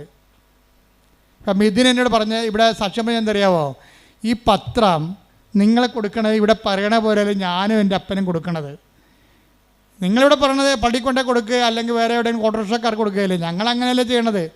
ഞാനും അപ്പനും കൂടി പത്രം കൊണ്ട് പോകും. അപ്പം പുറകെ ഇരിക്കും, ഞാൻ ബൈക്ക് ഓടിക്കും. എന്നിട്ട് ഞങ്ങൾ ഓരോ വീട്ടിലും പോയിട്ട് ഓരോ അത്ഭുതവും പറയും. ഇപ്പം ഇതിന് അപ്പനും ചെയ്യണത് എന്താണ്? അവർ ബൈക്കൊക്കെ കയറി, മകൻ ബൈക്ക് ഓടിക്കും, അപ്പം പുറകെ ഇരിക്കും. ജോലിയും പോയി, എല്ലാം പോയി, കടത്തിലായി പ്രയാസപ്പെട്ട് ജീവിക്കുകയാണ്. പക്ഷേ അവരവരുടെ വിശ്വാസത്തിന് വിളക്ക് പിന്നെ എണ്ണ ഒഴിച്ച് കത്തിച്ചുകൊണ്ടിരിക്കും. എന്നിട്ട് ഓരോ വീട്ടിൽ ചെന്നുവെച്ചും അവരോട് പറയും, ഇന്നലെ കൃപാസനത്തിൽ ഇന്ന അത്ഭുതം നടന്ന്. എന്നിട്ട് ഇവൻ അതിൻ്റെ സ്റ്റാറ്റസ് എടുത്തിടും. കൃപാസനത്തിൽ നടന്ന് ഏറ്റവും നല്ല അത്ഭുതം നോക്കിയിട്ട് സന്നദ്ധനെ എടുത്തിട്ട് സ്റ്റാറ്റസ് എടുത്തിടും. അതെല്ലാവർക്കും ഷെയർ ചെയ്യും. അപ്പോൾ ഇത് രണ്ടും കൽപ്പിച്ച് ദൈവത്തിന് വേണ്ടി അങ്ങോട്ട് ജീവിക്കുകയാണ്. ദൈവത്തിന് വേണ്ടി ജീവിക്കുകയാണ്. അമ്മ ഇവിടെ പ്രത്യക്ഷപ്പെട്ടതിൻ്റെയും അതനുസരിച്ചുകൊണ്ട് മനുഷ്യൻ്റെ കണ്ണുനീരൊപ്പിയെടുത്തുകൊണ്ട് അവനെ ആശ്വസിപ്പിക്കാൻ പോകുന്ന സദ്വാർത്ത നിങ്ങളുടെ അനുഭവങ്ങളിലൂടെ മറ്റുള്ളവർ കൈമാറേണ്ടതാണ്. അത് ആത്മാർത്ഥമായിട്ട് ചെയ്യാം, പേടിച്ചൊക്കെ ചെയ്യാൻ പറ്റും. അപ്പോൾ ആത്മാർത്ഥമായിട്ട് ചെയ്യണത് സംബന്ധിച്ചിടത്തോളം ദൈവവും അവൻ്റെ കാര്യത്തിൽ അതേപോലെ തന്നെ കമ്പനിയിൽ പോയി, വിളിക്കാത്ത കമ്പനി, കിട്ടാത്ത ജോലിക്ക് അവനെ മാത്രം വിളിപ്പിക്കാൻ വേണ്ടി അമ്മ പോയി കാത്തു നിൽക്കാൻ അവിടെ. ദൈവം അതുപോലെ എൻ്റെ അപ്പുറത്തും ചെയ്യുന്ന ആളാണെന്ന് ഈ കുരിശുരൂപം കാണുമ്പോൾ ഏത് കഴുതക്കും മനസ്സിലാവും. കുരിശുരൂപം ഞാൻ എന്താ കുരിശുരൂപം എങ്ങനെ വെച്ചിരിക്കണത്? എൻ്റെ ജീവിതത്തിൻ്റെ ഒരു ആവേശമാണ്. എന്താണ്? ദൈവം നിന്നെ വീണ്ടെടുക്കാൻ, നീ ഒറ്റ ആളാണെങ്കിൽ പോലും നിന്നെ വീണ്ടെടുക്കാൻ ദൈവം ഏതറ്റം വരെയും പോകും എന്നുള്ളതിൻ്റെ അല്ലേ കുരിശുരൂപം നമ്മളെ പഠിപ്പിക്കുന്ന പാഠം എന്ന് പറയുന്നത്. ദൈവസ്നേഹത്തിൻ്റെ ഏറ്റവും തുറന്നൊരു വായനാ പുസ്തകമാണ് കുരിശുരൂപം. അതുപോലെ അത് കണ്ട് മനസ്സിലാക്കിയിട്ടല്ലേ നമ്മൾ വിഷമമുള്ളവൻ ദൈവത്തിൽ ആശ്രയിക്കണത്. പക്ഷെ അത് ആശ്രയം സത്യസന്ധമാണെന്ന് ദൈവത്തിന് തോന്നണം. അതാണ് പ്രശ്നം. ആശ്രയം സത്യസന്ധമാണെന്ന് ദൈവത്തിന് തോന്നിക്കഴിഞ്ഞാൽ പിന്നെ നിങ്ങൾക്ക് തിരിഞ്ഞു നോക്കേണ്ടി വരത്തില്ല. രാധമ്മ എന്താ ചെയ്യണത്? രാധമ്മ എല്ലാ വീട്ടിലും ഇതുപോലെ പാവപ്പെട്ടവളാണേ, അവളില്ലാത്ത ഭക്ഷണം ഉണ്ടാക്കി വീടുകളിലൊക്കെ രോഗികളെല്ലാം കൊടുക്കും. എന്നിട്ട് കൃപാസനം മാതാവിനെക്കുറിച്ച് അവരോട് സംസാരിക്കും. സങ്കടം വരുന്ന എല്ലാ മനുഷ്യരോടും പരിഹാരമായിട്ട് രാധമ്മ പറയണത് കൃപാസനം മാതാവിനെക്കുറിച്ചും അവൾക്കുണ്ടായിരുന്ന അനുഭവമാണ് പറയണത്. അത് പറഞ്ഞ് അവസാനം അങ്ങനെ സുവിശേഷം കൈമാറാൻ വേണ്ടി ആഗ്രഹിക്കുന്നവന് ദൈവം അടയാളം കൊടുക്കും. അടയാളം അത്ഭുതം പറയുന്നത് അങ്ങനെയാണ്. അല്ല വെറുതെ കുത്തിയിരുന്ന അടയാളം കൊണ്ട് അത്ഭുതം ഉണ്ടാകത്തില്ല. Take the word of God. റോമ 15:18 എടുത്തേ. റോമ 15:18.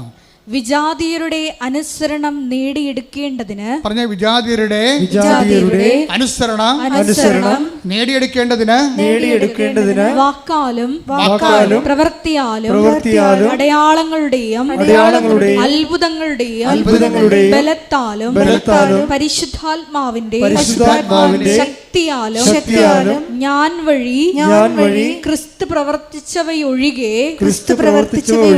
ഒന്നിനെക്കുറിച്ചും സംസാരിക്കാൻ ഞാൻ തുനിയുകയില്ല.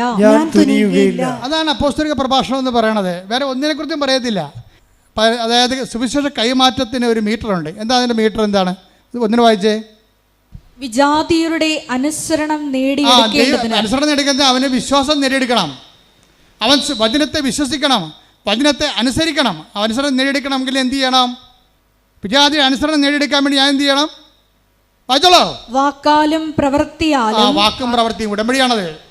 അടയാളങ്ങളുടെയും ഉണ്ടാകും, അത്ഭുതങ്ങളുടെയും ബലത്താലും പരിശുദ്ധാത്മാവിന്റെ ശക്തിയാലും ഞാൻ വഴി ക്രിസ്തു പ്രവർത്തിച്ച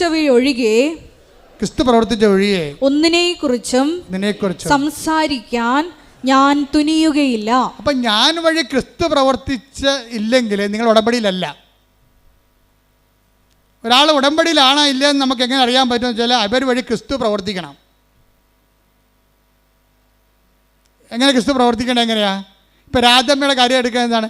ഈ കുണ്ടളം കാച്ചക്കണ പോലെ വേരിക്കോസ് മൊത്തം കറുത്ത് ഇരിക്കുകയാണ്. രാധ എന്താ പറയണത്? രാധ പോയി ഉടമ്പടി ഉപ്പും ഉടമ്പടി തൈലവും കൊണ്ടുവന്നിട്ട് ഈ കാലിൽ അങ്ങോട്ട് തേച്ച് കൊടുക്കും.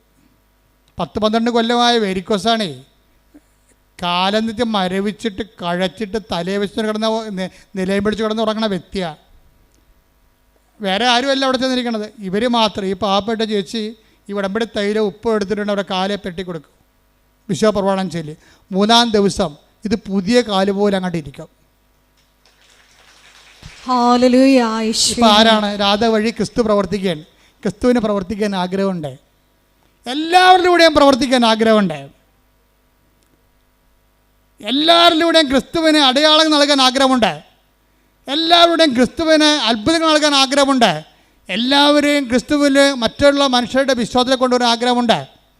ഈ കുണ്ടളം കാഴ്ച കിടക്കുന്ന സംഭവങ്ങൾ മാറിക്കഴിഞ്ഞപ്പോൾ രാധമ്മയെടുത്ത് വേറെ ഒരു ചെടുത്തി വന്നിട്ടും പറഞ്ഞു, അവർ ജോലിക്ക് പോണ വീട്ടിലെ ചെടുത്തി പറഞ്ഞു, രാധമ്മേ ഒരു സമാധാനമില്ല, ഭയങ്കര പണവും ഭയങ്കര വസ്തുക്കളുള്ള കുടുംബമാണ്.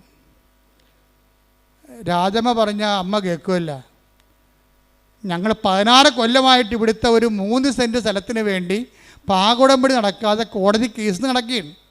16 കൊല്ലമായിട്ട് ഈ കുടുംബത്തിൽ 8 കുടുംബമാറ്റം ഉണ്ട്. അവിടെ പാകുടമ്പടിക്ക് 16 കൊല്ലമായിട്ട് കേസുണ്ട്. 3 സെൻറ്റ് സ്ഥലത്തിന് വേണ്ടിയുള്ള തർക്കത്തിലാണ് കേസ് പോണത്. അപ്പോൾ കോടതിയിലാണ് വിഷയം. അപ്പോൾ ഈ വിഷയം രാധമ്മയോട് പറയും, രാധികയോട് പറയും. അപ്പോൾ ഇവരെന്ത് ചെയ്യും? ഇവർ നേരെ പള്ളിയിൽ പോയിരിക്കും. എന്ന് പറയും, ചേച്ചി വിഷമിക്കേണ്ട ആവശ്യമില്ല, ഞാനത് അമ്മയോട് പറഞ്ഞോളാം. കുറച്ച് കഴിഞ്ഞപ്പോൾ ഒരു 3 മണിക്കൂർ കഴിഞ്ഞപ്പോൾ ചേട്ടത്തി വിളിച്ചിട്ട് പറഞ്ഞ്, രാധമ്മ എല്ലാ പ്രശ്നവും തീർന്ന്, മജിസ്ട്രേറ്റ് വന്നിട്ടുണ്ടായിരുന്നു, നിന്നളന്നിട്ട് എല്ലാം തിരിച്ചു, പ്രശ്നം തീർന്നു, ഇനി ഞാൻ വീട്ടിലോട്ട് പോവുകയാണ്, നീ അങ്ങോട്ട് വരാൻ പറയും. പെട്ടെന്നാണ്, എന്ത് സ്പീഡാണെന്ന് നോക്കിയേ. 16 കൊല്ലമാണ് 16 സെക്കൻഡ് കൊണ്ട് തീർക്കണത്. ഇതാരാ തീർക്കണത്? ഒരു പാവപ്പെട്ട ലേഡിയെ ദൈവം ഉപയോഗിക്കുകയാണ്. ആര് സത്യമായി വിശ്വസിക്കുന്നുവോ, ആര് ബോധ്യപ്പെട്ട് കർത്താവിന് വേണ്ടി വേറെ ചെയ്യുന്നുവോ, ആര് ക്രിസ്തുവിനെ കൈമാറാൻ തയ്യാറാകുന്നുവോ, അവരിലൂടെ ദൈവം പ്രവർത്തിക്കും. അപ്പം നിങ്ങളുടെ ഓരോ നിങ്ങളുടെ ഓരോ പ്രേക്ഷിത പ്രവർത്തനങ്ങളും കഴിയുമ്പോൾ നിങ്ങൾ എംപവറിങ്ങിലാണ്, പവർ ചെയ്യുകയാണ്. ദൈവം നിങ്ങളെ പവർ ചെയ്യുകയാണ്. നിങ്ങൾ കർത്താവിന് കൈമാറുന്ന ആളാണെന്ന് കണ്ടാൽ ഉടനെ ദൈവം നിങ്ങൾക്ക് അടയാളം തരാൻ തുടങ്ങും. അടയാളം, അത്ഭുതങ്ങൾ, പരിശുദ്ധാത്മാവിൻ്റെ നിറവുകൾ. അവരാണ് അവസാനം പറയണത്,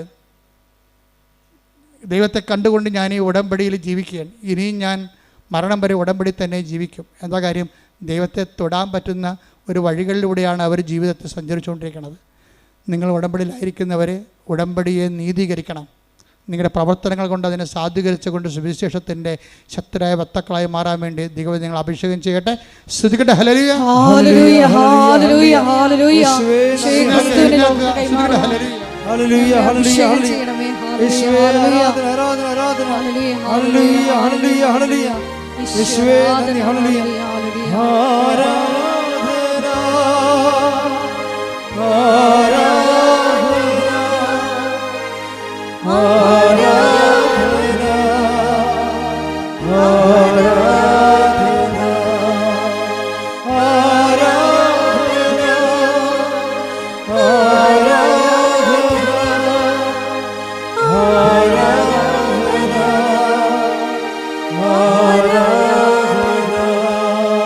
എൻ്റെ പ്രിയപ്പെട്ടവരെ, ഇടത് കൈ നെഞ്ചിലും വലത് കൈ ശിരസിലും വെച്ചുകൊണ്ട് പ്രാർത്ഥിക്കേണ്ട സമയമാണ്.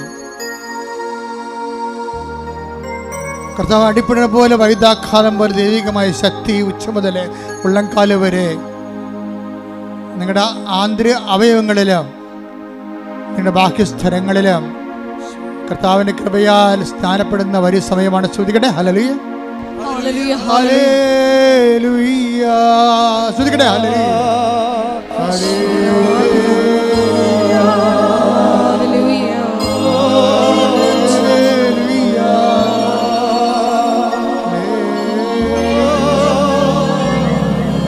കർത്താവിന്റെ ഉന്നതമായ നാമത്തിന് സ്വന്തം ചെയ്യുന്നു.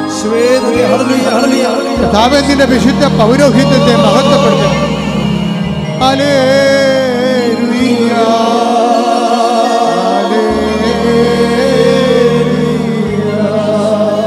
കർത്താവിന്റെ തിരുമുറുമാർന്ന വലതുകരം ഓരോ മകന്റെ മേലും ഓരോ മകളുടെ മേലും വെക്കണമേ. ശ്രദ്ധിക്കട്ടെ.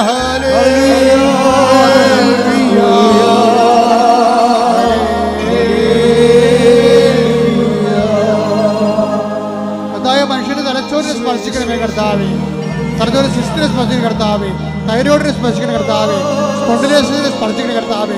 തൈറോയിഡിനെ സ്പർശിക്കണമേ കർത്താവേ. ഹിപ്പലിനെ സ്പർശിക്കുന്ന കർത്താവേ. നെഞ്ചിനെ സ്പർശിക്കണമേ കർത്താവേ. ശ്വാസകോശങ്ങളെ സ്പർശിക്കണമേ കർത്താവേ. ശ്വാസകോശങ്ങളെ സ്പർശിക്കണമേ കർത്താവേ. ദൈവത്തിന്റെ ശക്തി, ദൈവത്തിന്റെ ശക്തി, ദൈവത്തിന്റെ കരുണ മക്കളിലേക്ക് ആവശ്യിക്കട്ടെ. യേശു ക്രിസ്തുവിന്റെ നാമത്തിൽ സൗഖ്യം പ്രാപിക്കട്ടെ. ഹല്ലേലൂയ ഹല്ലേലൂയ ഹല്ലേലൂയ ആരാധന മഹത്വം ആരാധന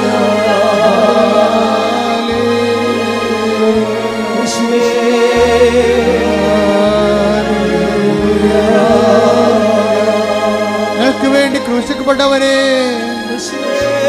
ഞങ്ങൾക്ക് വേണ്ടി തിരുവിലാവിൽ മുറിവേറ്റവനെ, ഞങ്ങൾക്ക് വേണ്ടി തിരുമുറിവാർന്ന് അണിപ്പഴുതാർന്ന് വലതുകരത്താൽ സ്പർശിക്കണമേ. ഞങ്ങൾക്ക് വേണ്ടി ക്രൂശിക്കപ്പെട്ടവനെ, ഞങ്ങൾക്ക് വേണ്ടി തിരുവിലാവിൽ മുറിവേറ്റവനെ, എന്റെ വലതുകരത്താൽ, എന്റെ ആണിപ്പഴുതാർന്ന വലതുകരത്താൽ കർത്താവേ അങ്ങയുടെ മക്കളെ സ്പർശിക്കണമേ. ഓൺലൈനിൽ പ്രാർത്ഥിക്കുന്നവര്, തീർത്ഥാടനത്തിൽ പ്രാർത്ഥിക്കുന്നവര് കർത്താവേ നിന്റെ അത്ഭുത കരത്താൽ അടിപ്പിടർ പോലെ, കർത്താവേ അത്ഭുത കരത്താൽ അടിപ്പിടർ പോലെ വൈദാക്കാലം പോലെ ദൈവികമായ ശക്തി ഒഴുകട്ടെ. യേശു ക്രിസ്തുവിന്റെ ഉന്നതമായ നാമത്തിൽ ദൈവികമായ ശക്തി ഒഴുകട്ടെ. യേശു ക്രിസ്തുവിന്റെ ഉന്നതമായ നാമത്തിൽ ദൈവികമായ ശക്തി ഒഴുകട്ടെ. ഓരോ കോശങ്ങളിലും ദൈവികമായ ശക്തി ഒഴുകട്ടെ. ഓരോ പേശികളിലും ദൈവികമായ ശക്തി ഒഴുകട്ടെ. കൊച്ചു മുതൽ ഉള്ളംകാൽ വരെ കർത്താവിന്റെ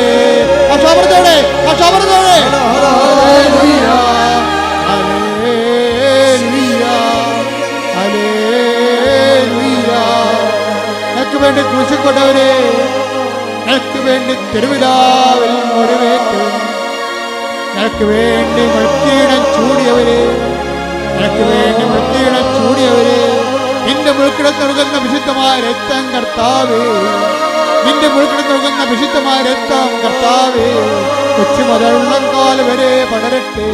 കർത്താവിന്റെ രക്തം, കർത്താവിന്റെ രക്തം, കർത്താവിന്റെ രക്തം ഓരോ കോശങ്ങളിലും ഓരോ പേശികളിലും കർത്താവിന്റെ രക്തം പടരട്ടെ.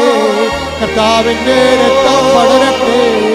യേശുവിന്റെ ഉന്നതമായ നാമത്തിൽ, ക്രൂശിക്കപ്പെട്ടവന്റെ നാമത്തിൽ, കുരിശേറ്റവന്റെ നാമത്തിൽ, തിരുവിലാവിൽ മുറിവേറ്റവന്റെ നാമത്തിൽ, അടിപ്പിടറേറ്റവന്റെ നാമത്തിൽ യേശുവിന്റെ ശക്തി, യേശുവിന്റെ ശക്തി, യേശുവിന്റെ ശക്തി ഉച്ചമുതൽ ഉള്ളംകാൽ വരെ എല്ലാ കോശങ്ങളിലും എല്ലാ പേശികളിലും ആന്തരിക അവയവങ്ങളിലും യേശുവിന്റെ നാമത്തിൽ, യേശുവിന്റെ നാമത്തിൽ അപ്പാ സ്വർഗീയപ്പാ, അപ്പാ സ്വർഗീയപ്പാ, അങ്ങേ പുത്രനായ യേശു ക്രിസ്തുവിന്റെ നാമത്തിൽ കൈകൾ നീട്ടുന്നു.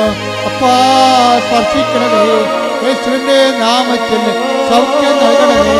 യേശുവിന്റെ നാമത്തിൽ എല്ലാ തടസ്സങ്ങളും എല്ലാ ദോഷങ്ങളും എല്ലാ ദുരിതങ്ങളും എല്ലാ കഷ്ടപ്പാടുകളും എല്ലാ വിഷമസന്ധികളും യേശുവിന്റെ നാമത്തിൽ, യേശുവിന്റെ നാമത്തിൽ, യേശുവിന്റെ നാമത്തിൽ മാറാ രോഗങ്ങൾ, യേശുവിന്റെ നാമത്തിൽ മാറാ രോഗങ്ങൾ, യേശുവിന്റെ നാമത്തിൽ, യേശുവിന്റെ നാമത്തിൽ, യേശുവിന്റെ നാമത്തിൽ തീരാ രോഗങ്ങൾ, യേശുവിന്റെ നാമത്തിൽ തീരാ രോഗങ്ങൾ മാറിപ്പോകട്ടെ. മാറിപ്പോകട്ടെ. ശ്രദ്ധിക്കട്ടെ, ശ്രദ്ധിക്കട്ടെ. ഹല്ലേലൂയ, ഹല്ലേലൂയ, ഹല്ലേലൂയ. മഹത്വം, മഹത്വം. ആരാധന, ആരാധന. അത്ഭുതങ്ങളാലും അടയാളങ്ങളാലും അങ്ങയുടെ നാമത്തെ ഈ ആരാധനയിലൂടെ വീണ്ടും വീണ്ടും മഹത്വപ്പെടുത്തണമേ. ഹല്ലേലൂയ, ഹല്ലേലൂയ. മഹത്വം, മഹത്വം. ആരാധന, ഹല്ലേലൂയ. ഉമിനീർ ഗ്രന്ഥികളെ, ഇടതുവശത്തെ ഉമിനീർ ഗ്രന്ഥികളെ, അത് പഴുത്ത് കറുത്ത നിറമായിരിക്കുന്ന വ്യക്തിയെ, സ്ത്രീയെയാണ് കർത്താവ് സുഖപ്പെടുത്തിക്കൊണ്ടിരിക്കുന്നത്. ഹല്ലേലൂയ, ഹല്ലേലൂയ. യേശുവേ നന്ദി. രോഗസൗഖ്യ സന്ദേശത്തിന് നന്ദി പറയുന്നു.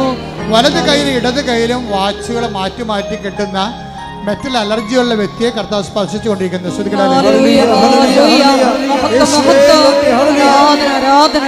ഒരു ചെരുപ്പും പാകമാകുന്നില്ല, ഒരു ചെരുപ്പ് വിടാൻ പറ്റുന്നില്ല.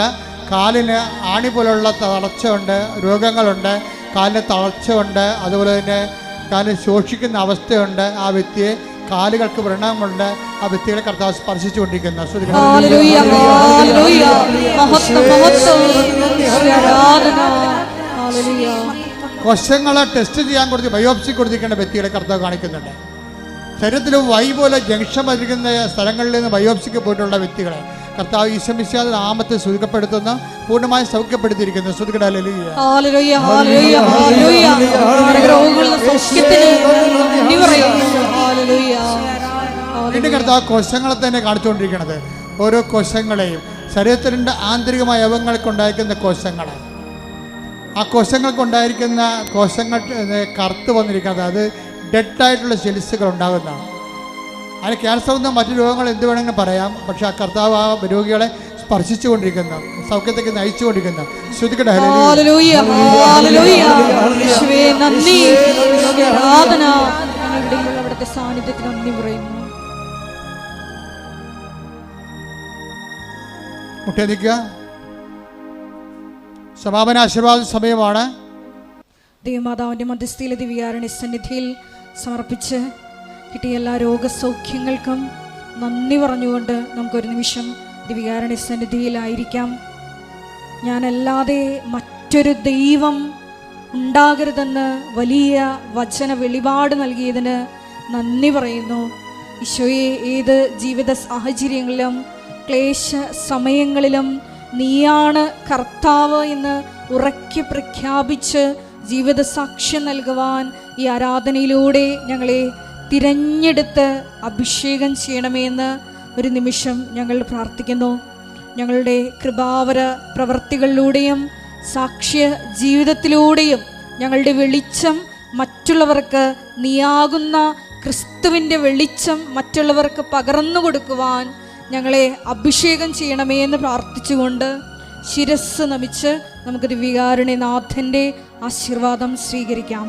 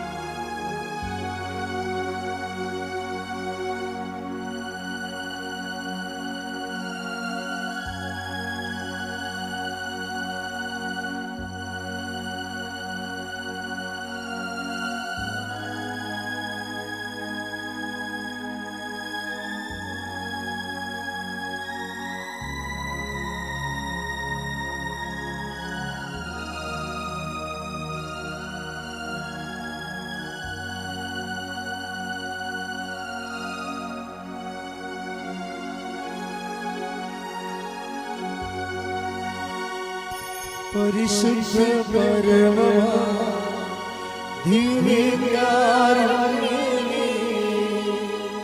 എന്നും അങ്ങേക്ക് ആരാധന. പരിശുദ്ധ പരമ ദിവ്യകാരുണ്യമേ, ഇന്നും അങ്ങേക്ക് ആരാധന. പരിശുദ്ധ പരമ ദിവ്യകാരുണ്യമേ,